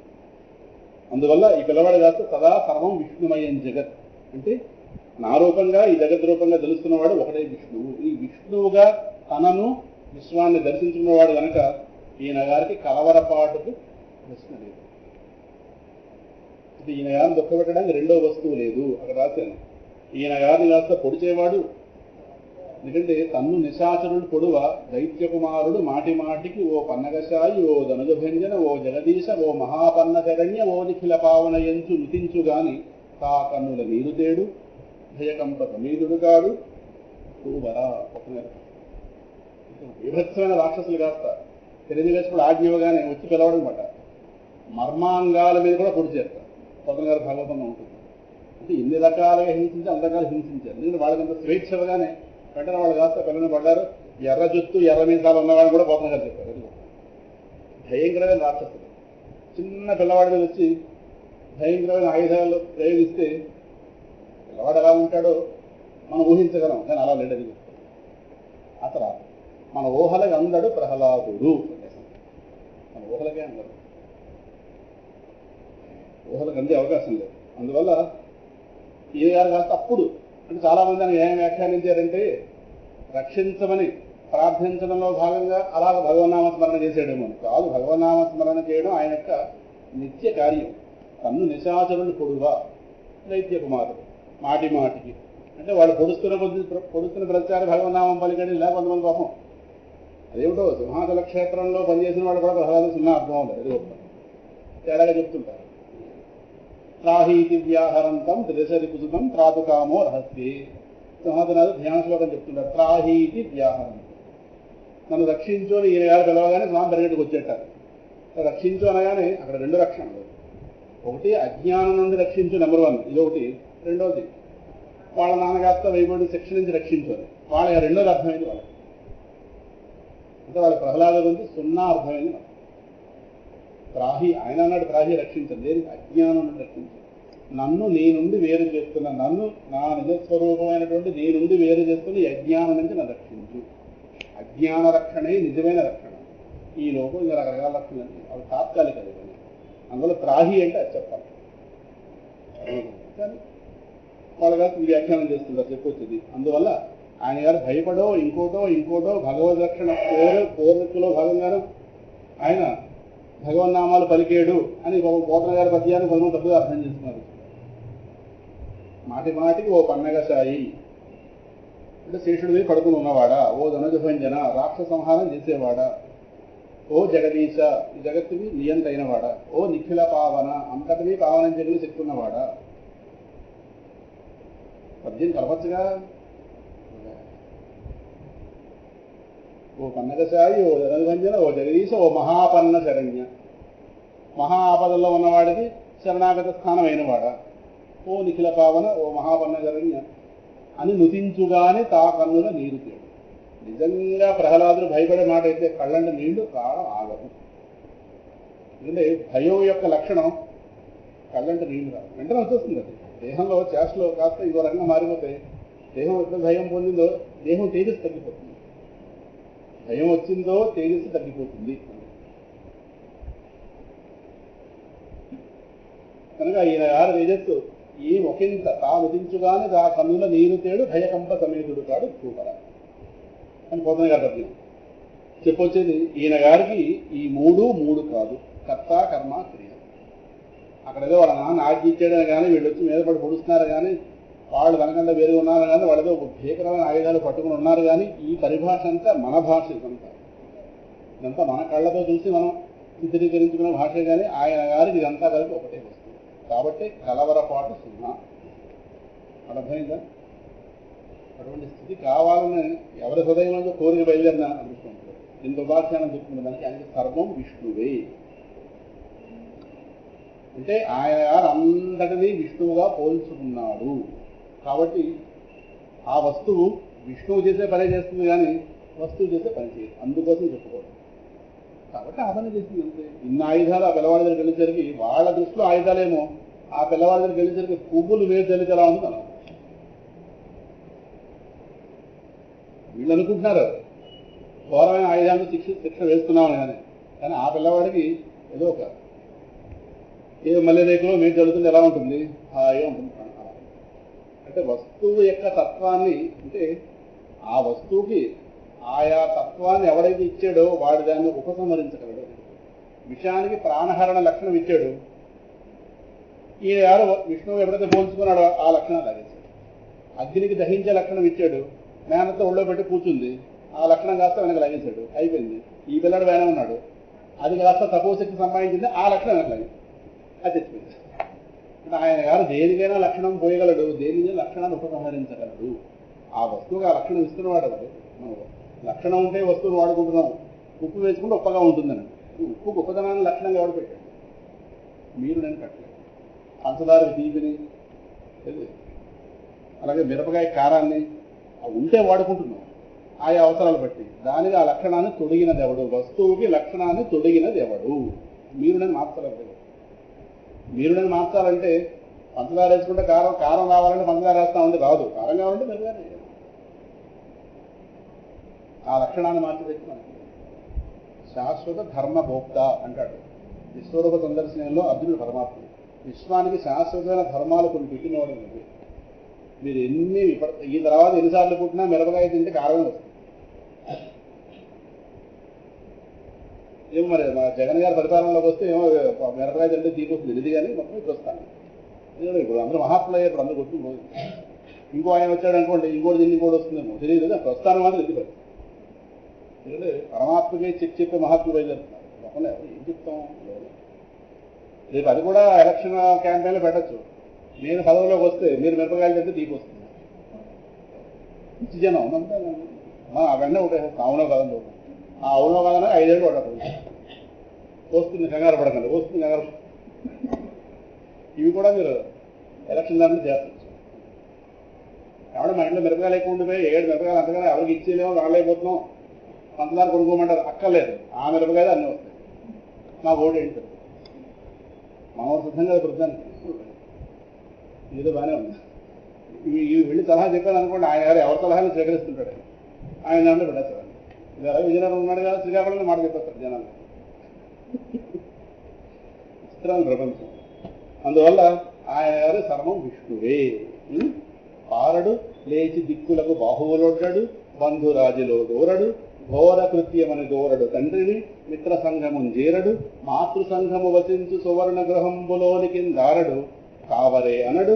పాపమునొందడు కంటగింపడు. ఈ పిల్లవాడు అయితే పారిపోండి ఏంటరా బాబు? ఏదో మధ్యలో కూర్చుని ఏదో వినాయకుడు పూజ చేస్తున్న ఆయన పూజ స్వీకరించినట్టు ఈ శూలాల పూజ స్వీకరిస్తున్న వినాయకుడు కాస్త ఈ వినాయకుడు. ఆరడు లేచి దిక్కులకు బాహువులు ఉంటాడు. పారిపోడు. రక్షించండి బాబు అని చెప్పి ఇలాగ చేతులు దాచి ఎదుగుదిస్తున్నా చేతులు దాచి ఆ లక్షణం లేదు. బంధు రాజులో దూరడు. సువర్ణ గృహం ఆ తల్లి కాస్త అక్కడెక్కడ ఉంటే తల్లిదండ్రులు వెళ్ళి మంచం కింద దూరిపోవడం. నాన్న కొడుతున్నా మంచాల కింద దూరిన వాళ్ళు చిన్నప్పుడు అందరూ ప్రజ్ఞావంతులే కదా. ఆయన గారు బెళ్ళ తిరగేస్తుంటే రక్షించు రక్షించు రక్షించు అన్నది. మిత్ర సంఘం చేరడు. ఫ్రెండ్స్ ఉంటారుగా, ఫ్రెండ్స్ గ్రూప్లోకి వెళ్ళి మా నాన్న ఇలాంటి వాడు అలాంటి వాడు అలాంటి వాడు పాపమునందడు కంటగింపడు. అసలు ఏ కంప్లైంట్ లేదు. కంప్లైంట్ లేదు. ప్రహ్లాదుడు గారు మీరు ఫిర్యాదుల బాక్స్ పెట్టారనుకోండి, ఒక ఐటం వేడు అది కంప్లైంట్స్ ఏమంటావు ఏం చెప్పి విన్నాను. కంప్లైంట్స్ అల్లు ఏమన్నా మా కలెక్టర్ గారి పంపిద్దాం వారం ఒకసారి ఇప్పుడు అర్జీలు ఏమైనా ఉంటే వెళ్ళి కానీ మీ నాన్న తప్పు పెడుతున్నాడేమో రాయమంటారా కలెక్టర్ గారు చెప్పమంటారా తప్పు పెట్టాడా అది ఇప్పుడు అది అర్థమవుతుంది. అందువల్ల సర్వం అని చెప్తూ ఇక్కడ ఉన్నదని నేను ముందే చెప్పేస్తాను అనుకున్న మీతో. అందువల్లనే అన్నిటిలో నుండి ఆయా వాటి బారి నుండి విష్ణువు చేత నిరంతరం రక్షింపబడ్డాడు. రక్షణ కావాలంటే వస్తువుని వస్తువుగా విష్ణువుగా దర్శించాలి. జలేచ విష్ణు స్థలేచ విష్ణు. మన వస్తువు పడిపోతుంది అనుకోండి ఎక్కడి నుంచి ఎత్తులో, అందులో ఒక్కడు ఆ సన్నివేశాన్ని విష్ణువుగా దర్శించగలిగేవాడు బస్సులో ఒకడు ఉంటే బస్సులో అందరూ రక్షింపడు. ఒక్కడు కాదు, ఎంతమంది అక్కర్లేదు. జలేచ విష్ణు అని సరే బస్సులు ఎక్కే ముందు అడగండి ఏమన్నా సర్వత్ర సమదృష్టి ఉన్నవాడు ఎవడో ఉన్నాడు బస్సులో, మాకు ఎలాగో వాడు మాటే బాగుపడుతుంది. మొత్తం 56 సీట్లు ఎవడో ఉన్నాడా రైలు మొత్తం మీద, సర్వత్ర సమదృష్టి. సర్వత్ర దైత్య సముదాముపేత అన్నట్టుగా ఏమంటే విష్ణు దృష్టి ఉన్నవాడు రైలు ఎవడో ఉన్నాడా, ఉంటేనే ఎక్కుతాం లేదంటే ఎక్కమండి. ఉంటే మాత్రం చేస్తుంది వాళ్ళ రక్షణ లభించింది. ఏదైనా జరుగుతుంది వాళ్ళ కోసం అట్లే చెప్పి సందేహం లేదు. అందువల్ల ఈసారి అవన్నీ కన్ఫర్మ్ చేసుకుని మెటీరియల్ తీసుకోండి. విమానం ఎక్కే ముందు తప్పకుండా అవసరం కూడా, ఎందుకంటే విమానాలు నీళ్ళలో కూడా దిగిపోతున్నాయి. అంటే ఏది నీరో ఏది నేలో విమానం కూడా కనిపించట్లేదు, నీళ్ళలో దిగిపోతుంది. ఆ విమానంలో వాళ్ళు అంటున్నారు మేము ఎంతసేపు నీళ్ళలో ఉన్నామో మా తెలియదు. అవును కిటికీలు ఉండవు, వాళ్ళు ఉన్నది ఎగరటం లేదు అనుకున్నా కానీ నీళ్ళలో ఉన్నాయని మళ్ళీ మొత్తం వాళ్ళందరూ రక్షించారు. మన ఆ బడ్జెట్లో ఆ రన్వే పక్కనే నీళ్ళు ఉన్నది దిగి రకరకాలు ఉంటాయి మొత్తం. అందుచేత నిరంతర విష్ణు రక్షణ పొందినవాడు. కారణం ఇందాక చెప్పినట్టుగా విష్ణువుగా పోల్చుకున్నాడు కనుక. ఇంకా అంటే ఆయన గారి ప్రతికూలాలు ఉండవు, అనుకూలాలు. మనం దాన్ని పోల్చుకున్నప్పుడు దానివల్ల వచ్చే ప్రతికూల వాతావరణం కాస్త అనుకూలం. ఇప్పుడు ఒక వ్యక్తి మనం తిరుగుతున్నాడు అనుకోండి, వాడు ఆ తిట్టడానికి వాడు ఉపయోగిస్తున్న మాటలు ఏవైతే ఉన్నాయో ఆ మాటల రూపమైనటువంటి ఆ మాటలు అనేటటువంటి శబ్దముగా తెలుస్తున్న చైతన్యం, ఆ మాటల రూపంగా తెలుస్తుంది. ఇప్పుడు ఆ మాట బాధ కలిగించే మాటే కరెక్టే, కానీ ఆ బాధ కలిగించే మాట రూపంగా తెలుస్తున్నవాడు విష్ణువుని పోల్చామనుకోండి, మన మీద వాడికి ప్రేమ కలుగుతుంటుంది. శత్రువు కూడా మిత్రుడుగా మారుతాడు, సందేహం లేదు అందులో. కారణం వాడి హృదయంలో పరమాత్మ, వాడి ఆలోచన వైఖరి మాత్రం. మనం అలా కాకుండా వేరే ప్రయత్నాలు చేస్తాం, వీళ్ళని అనుకూలం చేసుకుందాం వాళ్ళ అనుకూలం చేసుకుందాం, 4 రోజులు ఇవన్నీ. అలా కాదు, ఇలా హృదయంలో ఉన్నవాడి ద్వారా వాళ్ళు రిపేర్ చేయాలి. బయట నుంచి రిపేర్లు ఎంతకైనా చేస్తాం. అందువల్ల కొంతమంది పొగడ్తల రూపంలో కొన్ని చెట్ల రూపంలో రెండూ వస్తాయి మన మీదకి. ఈ రెండింటిగా తెలుస్తున్నవాడు ఒకడే అనే స్పృహ ఉంటే ఆ తిట్లు బాధ పెట్టవు, పొగడ్తలో వికారం తీసుకుంటాం. అసలు తిట్లు బాధ పెట్టే కన్నా పొగట్లు తీసుకుంటే నష్టం ఎక్కువ. మనకి పొగట్లు సత్యం అనిపించేస్తుంది, సత్యం అనుకున్నామో చాలా దూరం అనిపిస్తున్నాం. ఇక తిట్లేదయ్యాం ఎంతో కొంత బాధ కలిగి వైరాగ్యం వస్తుంది. పొగట్లు చాలా జడగొడేస్తాయి. అదే మాట ప్రహ్లాదుడు అంటాడు గౌతమ్ గారు భాగవతున్నాడు, నీ చుట్టూ ఉన్నవాళ్ళు నీ క్షేమం కోరుకున్నవాళ్ళు కాదు, వాళ్ళందరూ భజన పరులు. వాళ్ళందరూ నేనేదో పొగిడితే వాళ్ళకి ఇస్తామని చెప్పి వాళ్ళందరూ చెప్తున్నారు, కానీ నువ్వు నీ వల్ల నీ ప్రవృత్తి వల్ల నువ్వు పొందుతున్న నష్టం వాళ్ళకి చెప్పడం. నేను చెప్తున్నాను, వాళ్ళు నీ మేలు కోరుకున్న వారు కాదయ్యా అంటాడు ప్రహ్లాద. వాళ్ళందరూ భజన పరులు. వాళ్ళు నువ్వు ఏవేమైనా వాళ్ళకి అనవసరం, వాళ్ళు నీ వల్ల లాభం పొందుతున్నారు చెప్పారు. ఇలాంటి వాళ్ళు నీ చుట్టూ చేరేవారు. ఎందుకంటే నువ్వు వాళ్ళ యొక్క పొగడ్తలకు సత్యం అనేసుకుంటున్నావు. సత్యం అనుకుని నువ్వు వ్యవస్థలాగా వెళ్ళిపోతున్నావు, కానీ నీకు ఏది నిజమైన క్షేమమో చెప్తుంటే నీకు పట్టడం లేదు. నీ ప్రమాదమైన దాన్ని వాళ్ళు చెప్తున్నారు, అది నీ పట్టడం. ప్రమాదంలో పడిపోతున్నావు. మొత్తం మీద అన్నిటి బారిన విష్ణువు రక్షింపబడిన వాడైనా ఇంకా ఏకకాలంలో భగవద్ దర్శనం బ్రహ్మ రుద్రాది దేవతల దర్శన భాగ్యం పొందినవాడు. బ్రహ్మాది దేవతల దర్శనం సామాన్యదేమైనా ఇంతమంది దేవతలు, 14 మంది దేవతాగణాలు అమ్మవారితో కలుపుకొని నారదుల వారు ఎలాగో ఉన్నారు. బ్రహ్మ రుద్రాది ఇంతమంది దేవతాగణం, ఇంద్రుడు ఎలాగో ఉన్నారు. మొత్తం మీద ఇంతమంది కలిపి ఈయన గారి దేవతలు ఇంతమంది కలిపి వాళ్ళకి పరమాత్మ దర్శనం చేసి భాగ్యం కలిగింది. ఈయన గారికి వీళ్ళందరూ దర్శనం భాగ్యం కలిగింది. ఏకకాలంలో ఇంతమంది ఒక వేదిక మీద వచ్చారే, వాళ్ళందరూ పరమాత్మలో స్తోత్రం చేస్తుంటే అక్కడ ఉన్నాడుగా ప్రత్యక్ష సాక్షి. 14 మంది దేవతాగణాల స్తోత్రం నడుస్తుంది. అన్నీ అయిన తర్వాత కూడా ప్రయోజనం కనిపించకపోతే అప్పుడు అమ్మవారు బయలుదేరారు. ఆవిడ స్తోత్రం చేయలేదు కానీ అక్కడున్న వాతావరణం బట్టి ఆవిడ వెనకొచ్చింది. అప్పుడు పిలవండి. ఇది పరిస్థితి. చెప్పొచ్చేది ఇంతమంది దర్శన భాగ్యం పొందినవాడు ఇంకా తన తండ్రికి నరహరి యొక్క దర్శన స్పర్శ భాగ్యం అనుగ్రహం కలిగించిన పరమ పితృభక్తుడు. దర్శన భాగ్యం అలాగే జరిగింది. భావం ఏదైనా కావచ్చు, దర్శనం అయింది కదా. తర్వాత స్పర్శ చీనుడిగా వాళ్ళతో మొత్తం లోపల ఉన్న అవయవాలన్నింటినీ పూర్తిగా వాటిలో ఉన్న కల్మషం మొత్తం ఎగరగొట్టేశాడు. ఇంకా అనుగ్రహం అంటే భగవంతుడు కొంతమందిని శిక్షించి అనుగ్రహిస్తాడు, కొంతమందిని రక్షించి అనుగ్రహిస్తాడు. భక్తులకి రక్షణ రూపమైన అనుగ్రహం, కొంచెం పాపాత్ములైన వాళ్ళకి శిక్ష రూపమైన అనుగ్రహం. రెండు అనుగ్రహాలే. కాబట్టి పరమ పితృభక్తుడు. అందుకే చివరిలో మాట చెప్తాడు ఆయన, మీ నాన్న నాకు నీకంటా ముందు భక్తుడు, నా యొక్క స్పర్శ చేత పునీతం అయిపోయాడు. వాడు మోక్షం పొందకుండా ఎలా ఉంటాడు? అర్థం. ఈయన వేళ నా తండ్రికి శ్రద్ధత కలిగించు, నీ విషయంలో భక్తుల విషయంలో మహాపాపం చేసాడు, భాగవతోత్తముల విషయంలో పాపం చేశాడు, అందువల్ల అది చాలా పెద్ద తప్పది, అందువల్ల క్షమించవలసింది అనగానే నా యొక్క స్పర్శ వల్ల నీ తండ్రి కాస్త విముక్తి పొందేశాడు, అందువల్ల ఆయన గారి గురించి నువ్వేమాత్రం బెంగపడాల్సిన పని లేదు అని కాస్త అక్కడ చెప్పగానే ప్రహ్లాదు కాస్త తస్మాత్ పితామే పూయేత దురంతాత్ దుస్తరాత్ అఘాత్ పోతస్తే అపాంగ సందృష్ట సదా కృపణవత్సల. దేవతలందరూ హింసించాడు, నన్ను నిందించాడు, భాగవతాపచారం చేశాడు, కనుక ఈ విధంగా ఆయన గారు చేసిన ఇన్ని పాపాలు చేసిన వాడు దుర్గతులకు పోతాడు. మా నాన్న దుర్గతులకు వెళ్ళకూడదయ్యా, అందువల్ల నీ గురించి నేను కోరుకుంటున్న వరం కాస్త నువ్వు ఆయన గారిని రక్షించవలసింది అనగానే వెంటనే ఆయన అన్నట్ట త్రిసప్తభి పిత పూత పితృభి సహ తే అనఘ యత్ సాధోస్య గృహే జాతో భవాన్ వై కులపావన. అద్భుతమైన మీ నాన్న నా యొక్క పిత నీ తండ్రి నా యొక్క స్పర్శ చేత విముక్తి పొందేశాడు, పవిత్రమైపోయాడు. నీలాంటి భాగవతోత్తముణ్ణి గనక కన్నవాళ్ళు 21 తరాలతో నువ్వు కులపావనుడవు. ఈ మాట చెప్పారు, కులపావనుడవు, కులపావన అంటే కులాన్ని పావనం చేసిన వాడివి నువ్వు అని కాస్త చెప్పడం జరిగింది. కనుక పరమ పితృభక్తుడు. ఇంకా నారాయణుడు నరహరిగా అవతరించడానికి, ఎందుకంటే పెద్ద అభాండం కాస్తా ఉంది రాముడి మీద ప్రహ్లాదుడి మీద, వీళ్ళు పితృభక్తులు కాదు.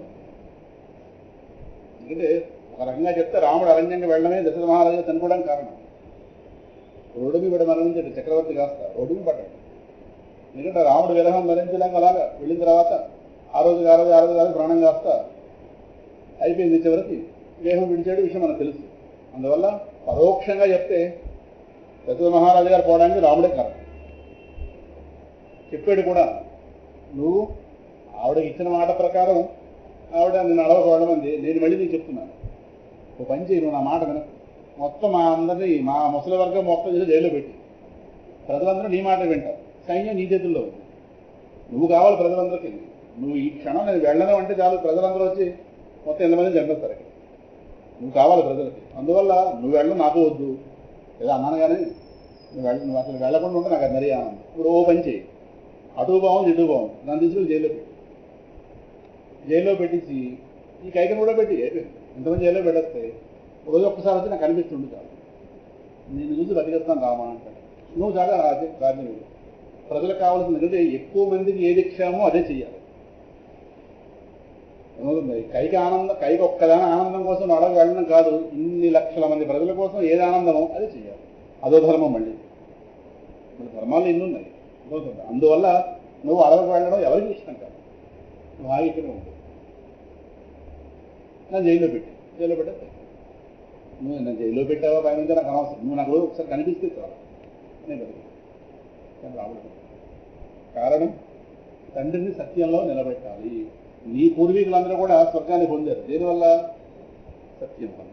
నువ్వు ఇవాళ నీ మాట నేను సత్యం చేయకపోతే దశరథ మహారాజు గారు కాస్త సత్యం తప్పినవాడు అనే అపవాదం వచ్చి నీవు స్వర్గం కోల్పోతావు. ఇది భౌతిక దృష్టి, దశరథ మహారాజు గారు దేహ దృష్టి, రాముడితో ఆత్మ. దేహం ఏముందయా, ఇవాళ కాదు రేపైనా పోతుంది, రేపు కాదు ఎల్లుండనే పోతుంది. కానీ దీని తర్వాత ప్రయాణం అవుతుందిగా, ఇతర లోకాలకు ప్రయాణం చేసేదో లేదా ఇంకో దేహంలో ప్రయాణం చేసేదో ఒక తత్వం ఉంది, అదే మనం, అదే ఆత్మ. సో ఆ ఆత్మ కోణంలోంచి ఆలోచించాలి కానీ దేహం కోణంలోంచి ఆలోచించి క్షణికావేశాలకు లోనే తప్పు నిర్ణయాలు తీసుకున్నామో అది కలకాలం కుదిపేస్తుంది. అందువల్ల ఇవాళ నీ మాట వింటే రేపు నాకు అపవాదం వస్తుంది. తండ్రికి స్వర్గాన్ని మిస్ చేయించిన వాడు రాముడు, మరి అప్పుడు స్వర్గాన్ని పోగొట్టినవాడు. ఇవాళ ఆ మాట అంటాం, మన అలా అయితే ఎలా అన్నాం, ఎలా అయితే అలా అంటాం. సో మనం ఏంటంటాం అనేది కాదు, ఆయనకి ఏది శాశ్వతమని కీర్తిస్తుంది. ఎందుకంటే ఇటువంటి సత్యవాక్కు పరిపాలకులందరికీ స్వర్గంలో ఒక లోకం ఉంటుంది కదా, అక్కడున్నారు హరిశ్చంద్రుడు, వీళ్ళందరూ పురాణాల్లో ఈ విషయం అంతా ఉంది. అందువల్ల వాళ్ళందరూ అక్కడ వెళ్ళి ఈ మహాత్ములందరూ ఒక కోవలో ఓ దగ్గర, ఓహో ఈయన ఈ పని చేశాడు కాబట్టి ఈ లోకానికి వచ్చాడు, ఈయన వల్ల ఈ లోకానికి వచ్చాడు అని చెప్పి వాళ్ళు అక్కడ కీర్తించుకుంటారు ఆ సభల్లో. మరి అటువంటి కీర్తి నీకు వద్దా? నీకు అటువంటి కీర్తి అది శాశ్వతం. అది ఇప్పుడు దేవతల నాళ్లలో మంచివాడని పెంచుకోవాలని మనుషులు ఏముంది, వాళ్ళ 2 రోజులు ఇలా మాట్లాడతారు, 3 రోజులు మనిషి 4 ఏదైనా తిరుగుతుంది. అందులో దేవతలు అంటే ఒక శాశ్వతమైనటువంటి ఒక అవగాహన ఉన్నవాళ్ళంటే నేను ఆత్మదృష్టితో నీకు ఏది క్షేమో చేస్తాను కానీ దేహ దృష్టితో. అందువల్ల నువ్వు ఇచ్చినటువంటి మాట సత్యం చేయాలి. సో ఆవిడ గారు ఆ రెండింటికి ఆ 2 కోరుకుంది. 14 ఏళ్ళు చూస్తే అయిపోయింది.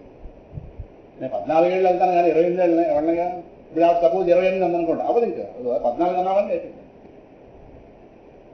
ఆవిడ 28, తర్వాత 32, ఎవరు ఉంటాడు ఎవరు వెళ్ళి 14 అక్కడి నుంచి బయలుదేరింది. 14 ఏళ్ళు లైఫ్ ప్రెజెంట్ అంటే 14 అంటే కదా 14 ఏళ్ళు. అప్పట్లో ఎవరు ఖైదీలకి 14 ఏళ్ళు సెక్షన్, లైఫ్ ప్రెజెంట్ అంటే 14 ఏళ్ళు. జీవితం అంతా ఉంచేస్తారని కాదు, అంటే 14 ఏళ్ళు వాడు అక్కడ తిరిగి తిన్నాడు అనుకోండి, ఇంకా ఆ తర్వాత వాడు వచ్చినా సరే ఇంక వాడు ఇంకా తెచ్చిన వాడితో సమానం అన్న లెక్క గవర్నమెంట్. అందువల్ల అలా చెప్పొచ్చేది ఈయన గారు పరమాత్మకి స్వామి యొక్క దర్శన భాగ్యం, స్పర్శ భాగ్యం, అనుగ్రహం కలిగించిన వాడు. వీళ్ళిద్దరికీ ఆ అపవాదు కాస్తా ఉంది, రాముడికి ప్రహ్లాదుడికి. చాలా మంది అందరూ ప్రహ్లాదుడు ఆయన గారు చెప్పినటువంటి హరిభక్తి ఎందుకు మానలేదు, పితృభక్తులైతే మానాలి కదా. తండ్రి ఏది చేయమంటే చేయాలి, ఏది వద్దంటే మానాలి. హరిభక్తి వద్దన్నాడు, శత్రువు అని చెప్పాడు, మానాలి కదా. అంటే ఇక్కడ ఒక మాట, చాలా మంది ప్రహ్లాదు హరిభక్తులు అనగానే త్రిమూర్తులలో ఒకరైనటువంటి ఉన్నాడు మధ్యాహ్నం విష్ణు, ఆయన భక్తులు అనుకుంటారు. చాలా మందిలాగా అర్థం చేస్తున్నారు. త్రిమూర్తులలో ఒకరైనటువంటి విష్ణువు మధ్యాహ్నం, బ్రహ్మ విష్ణు మహేశ్వరులు అంటే అమ్మవారి యొక్క లక్ష్మీదేవి గారి యొక్క హస్బెండ్, ఆయన గారికి భక్తులు అనుకుంటాడు. కాబట్టి శివద్వేషను, ఇంకో ద్వేషను చాలా మంది ప్రహ్లాదుల గురించి ఇదో జీరో నాలెడ్జ్ ఉంది. చాలా మంది ప్రహ్లాదులకు అర్థమైన విష్ణు వేరు, ప్రహ్లాదులకు అర్థమైన నారాయణుడు వేరు. వాళ్ళు ఆయన గారు త్రిమూర్తుల్లో ఒకడని కాదు, ఆడని కాదు కానీ త్రిమూర్తులలో ఒకడైన వాడు కాదు, సమస్త విశ్వము రూపంగా తెలుస్తున్నాడు. సమస్త విశ్వము రూపంగా తెలుస్తున్నవాడే త్రిమూర్తుల్లో ఒకటిగా తెలిసాడేమో కానీ ఇట్ని చెడుతుంటాం కదా, అన్ని చెడుకోవడం. ముందు విశ్వం అంటూ వస్తేనే తర్వాత వచ్చారు త్రిమూర్తులు అవ్వచ్చు, ఇంకోరు అవ్వచ్చు. కానీ విశ్వం అనేది తయారు చేయడానికి ముందు విశ్వకర్తగా ఆ పరబ్రహ్మం సంకల్పం చేయాలిగా. అది సంకల్పం లేని స్థితిలో త్రిమూర్తులు లేవు, ఏ లోకాలు లేవు. అంతా కలిపి ఒకటే వస్తువు.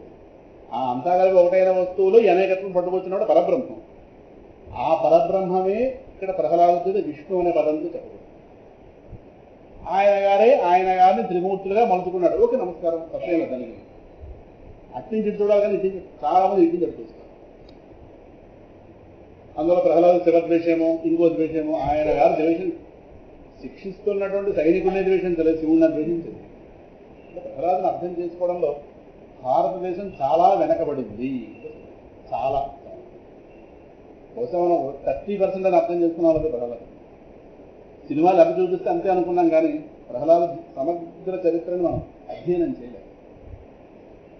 దానివల్ల చాలా సంపద విచ్చేసాం. ఇది నా వ్యక్తిగత అభిప్రాయం. అందువల్ల ఆయన తండ్రి మాట ఎందుకు వెళ్ళలేదండి.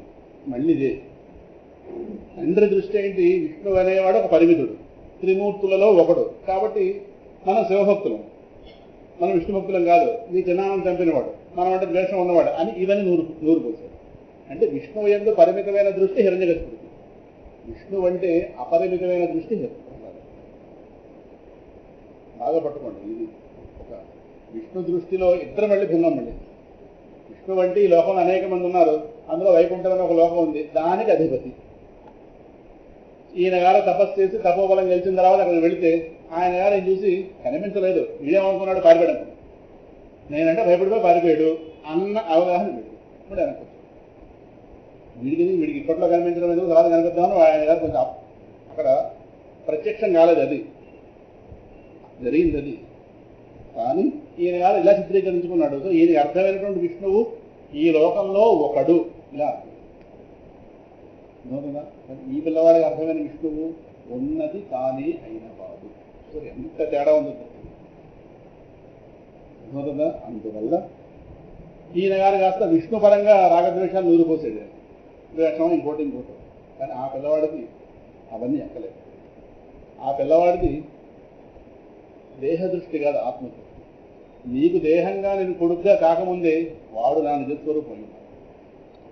నేను వాడికి ఆత్మగా నేను వాడికి వేరు పడ్డాను కాబట్టి నీకు దేహంగా పుట్టాల్సి వచ్చింది.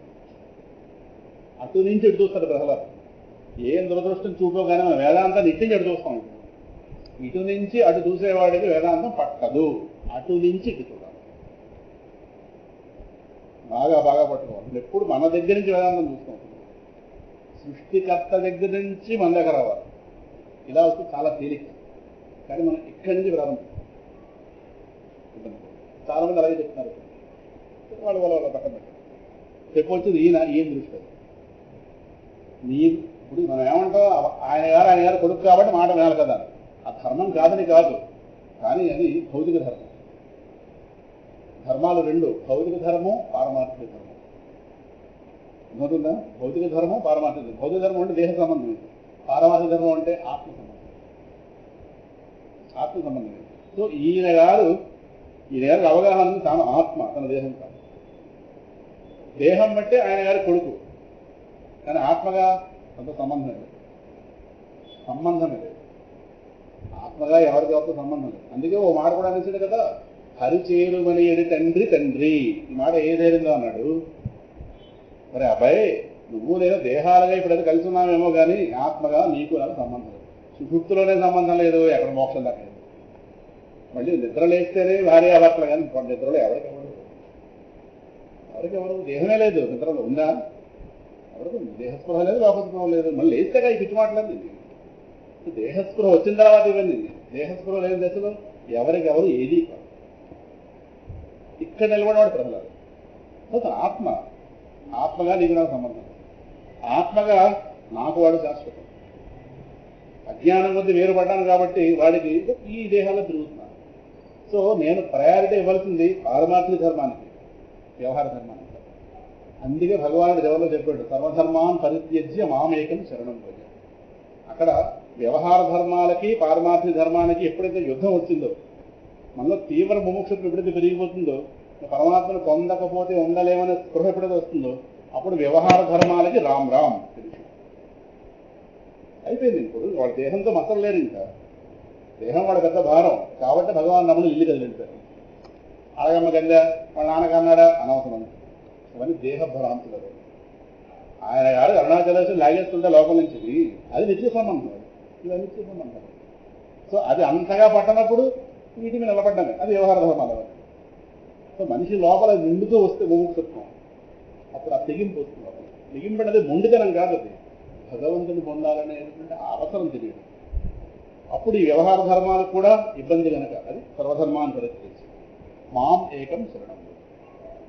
ఇంత ప్రపంచం శూన్యమైపోతుంది ఒక్క భగవంతుడు, అప్పుడు పరమాత్మ. సో ఈయన గారు దశది. అందువల్ల హిరణ్యకశిపుడు దేహం ఇదిగే దేహస్పృహాలు, ఆయన అక్కడ దేహంగా చూస్తాడు. కాబట్టి నాకు విష్ణువే నెంబర్ 1, నువ్వు నెంబర్ 2. విష్ణువు వరకు, విష్ణువుని పొందడం వరకు ఇబ్బంది లేనంత వరకు నీ ఎడల ధర్మం పాటిస్తూ వెళ్తాను, నానే ఉంది. కానీ ఇప్పుడు ఎక్కడికి వచ్చింది, ఎవరికి ఎన్కౌంటర్ వచ్చింది, నేనో వాడో తెలుసుకున్నట్టుగా వచ్చింది. ఎవరు సందేహం ఏముంది, నాకు వాడిని చంపుతాడా, పొడుస్తాడా, ఏదో చేస్తాడా, నేను అవన్నీ చేయమని చెప్పలేదు. నీకు చెప్పాను, మారడానికి ఎన్నో అవకాశాలు ఇచ్చాడు, జ్ఞానం ఎంతగా బోధించాను. అయితే ఉన్నదంతా విష్ణువు అని చెప్తున్నాను. నా ప్రవర్తన ద్వారా కొంత నేర్చుకోవచ్చు, నా మాటల ద్వారా కొంత నేర్చుకోవచ్చు. నువ్వు మారలేదు, పోయే యోగం ఉంది. ఎక్కడ వాడి చేసి కాబట్టి ఎంత జరిగింది. దీనికి నేను పరోక్ష కారణమే కానీ ప్రత్యక్ష కారణం కాదు. ఇది ప్రహ్లాదుడు హిరణ్యకశిపుడిని చంపించాడు విష్ణువు చేత అనుకో నాకు ఆయన గారికి చంపేవాడు చంపబడేది చంపడం 3 లేదు పడింది. ఇవన్నీ మన భాష్యాలు, మన బుద్ధిలో మనం తయారు చేసిన భాష్యాలు. దశరథ మహారాజు గారు పోవడానికి రాముడు కారణం. ఇన్ని వస్తే లోపల అపవాసం. కానీ వాడు దశరథ మహారాజు హాయిగా స్వర్గంలో కూర్చున్నాడు. ఆ విషయం మనం చూసామా? మీ మాట నా మాట రాముడు వెళ్ళి దశరథ మహారాజు జన్మలో తిరిగేవాడు. ఇది మనం చూస్తాం. మనం అది చూడడం ఇది చూడడం అది ఒప్పుతాం. ఇవాళ మాట అనస్తాం కానీ ఆయన గారు స్వర్గంలో కూడా భోగం అనిపిస్తున్నాడు, అది మనకు తెలియదు. ఆయన గారు మన మాట పట్టుకుని రాముడు వెళ్ళ మనిషిడు అనుకోండి. మీడియా అంతా నన్ను ఏమంటుందో తెలియదు. మీడియాకు భయపడిపోయి ఆయన గారు అరణ్యం వెళ్ళలేదు, దిక్మాన్ మీడియా అరణ్యం వెళ్ళలేదు అనుకోండి. వాళ్ళు దశరథ మహారాజు జన్మలో తిరుగుతుంటాడు. అప్పుడు ఏమంటాడు? పూర్వజన్మలో నా కొడుకులా వదిలిసాడు, నా మాట పట్టించుకోలేదు, అందువల్ల ఘోరంగా దేహాల్లో తిరుగుతున్నారు. అది మనం చూడం. ఈ మీడియా అదే చూడదు, ఇది చూడదు. ఇప్పుడు మాత్రం మాట్లాడాలి. అందువల్ల ఏది శాస్త్రం ఏది అశాస్త్రం అవగాహన ఉన్నది. అప్పుడు మీడియాలు ఇవి కాదు, శాస్త్రం అందుకు మహాత్ములు ఎవరి నోటికి వచ్చిన మాట్లాడేది ప్రమాణంగా పెట్టుకుంటే ఎక్కడ ముందుకు వెళ్తాం? తస్మాత్ శాస్త్రం ప్రమాణంతే కార్యాకార్య వ్యవస్థితౌ. అర్థమైంది కదా. నారాయణుడు నరహరిగా అవతరించడానికి ప్రధాన కారణమైన నిజభృత్యుడు పరమ భాగవతోత్తముడు. ఇది కాస్త నారాయణుడు నరహరిగా రావడానికి అనేకానికి కారణాలు ఉండొచ్చు, కానీ సన్నివేశంలో కనిపిస్తున్న కారణం ప్రహ్లాదు. అదే మన ప్రారంభంలో చదువుకున్న శ్లోకం సత్యం విధాతుం నిజభృత్య భాషితం. తను నిజభృత్యుడి యొక్క భాషితం మాటని సత్యమని లోకానికి నిర్ధారణ చేయడానికి సత్యం విధాతుం. ఏం చెప్పాడు ఆ పిల్లవాడు కాస్త దాని ముందు ఓ సన్నివేశం నడిచింది. ఒకే శ్లోకంలో హిరణ్యకశిపుడు ప్రహ్లాదు యొక్క ఆ మాట ఈ మాట ప్రశ్న సమాధానం రెండింటినీ కలిపి ఒక శ్లోకంలో పెట్టారు. ఎలాగైతే శ్రీకృష్ణ కర్ణామృతంలో గోపికా కృష్ణ సంవాదాన్ని ఒక శ్లోకంలో చూపించారు. మర్చిపోయారా? అదే మీరు ఎలా మర్చిపోతారో చూడాలి. ఆ మర్చిపోయే స్థానంలో విష్ణు ఉన్నాడు లేదా అర్థం. కస్త్వం బాల బలానుజ పిల్లడా ఎవడానికి ఈ గోపిక అడగగానే నేను బలరాముడు తమ్ముడు అని చెప్పొచ్చేది ఒకే శ్లోకంలో ప్రశ్న సమాధానం ప్రశ్న సమాధానం ప్రశ్న సమాధానం. అది మన వ్యాఖ్యానకారులు చెప్పాలి, లేదా లైన్లో వెళ్ళిపోతుంది. అది మధ్యలో గోపిక మాట కృష్ణుడి మాట అని ఉండదు. కస్త్వం బాల బలానుజ కిమిహతే మన్మందిరా శంకయ ఎన్నో ప్రశ్న సమాధానం. సేమ్ అలాగే హిరణ్యకశిపుడు కాస్త హిరణ్యకశిపుడు ప్రహ్లాదు యొక్క మాట అటు ఇటు నడిచేది. సమయాన్ని నాకు జ్ఞాపకం రావట్లేదు, మీ మిత్రత్వం ఉందిగా. వచ్చే వారం చూద్దాం. వచ్చే వారం దాని కాస్త అక్కడి నుంచి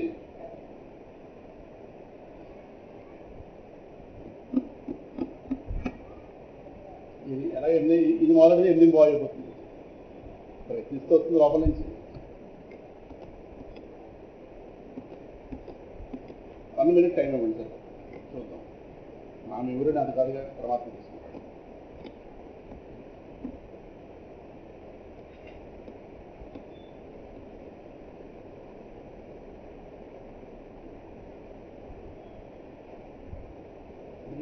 అనుసంధానం చేసి చాలు లేదు, అందువల్ల పైకి ప్రహ్లాదుని మాట జ్ఞాపకం ఉంది. వా అసౌ యది సహ సర్వత్ర. సహ సర్వత్ర మాట ప్రహ్లాదుడు. వా అసౌ యది నాకంటా వేరుగా తాత్పర్యం చెప్పేస్తాను, శ్లోకం ఉత్తరం చెప్పచ్చు. నాకంటా వేరుగా మరొక ఈశ్వరుడు ఉన్నాడు అని నిజం చెప్తున్నావుగా. నాకంటే మదన్యో జగదీశ్వర వా అసౌ యది, నాకంటే వేరుగా మరొక ఈశ్వరుడు అని ఈయన ఏమర్థమైంది, నేనే ఈశ్వరుడు అని.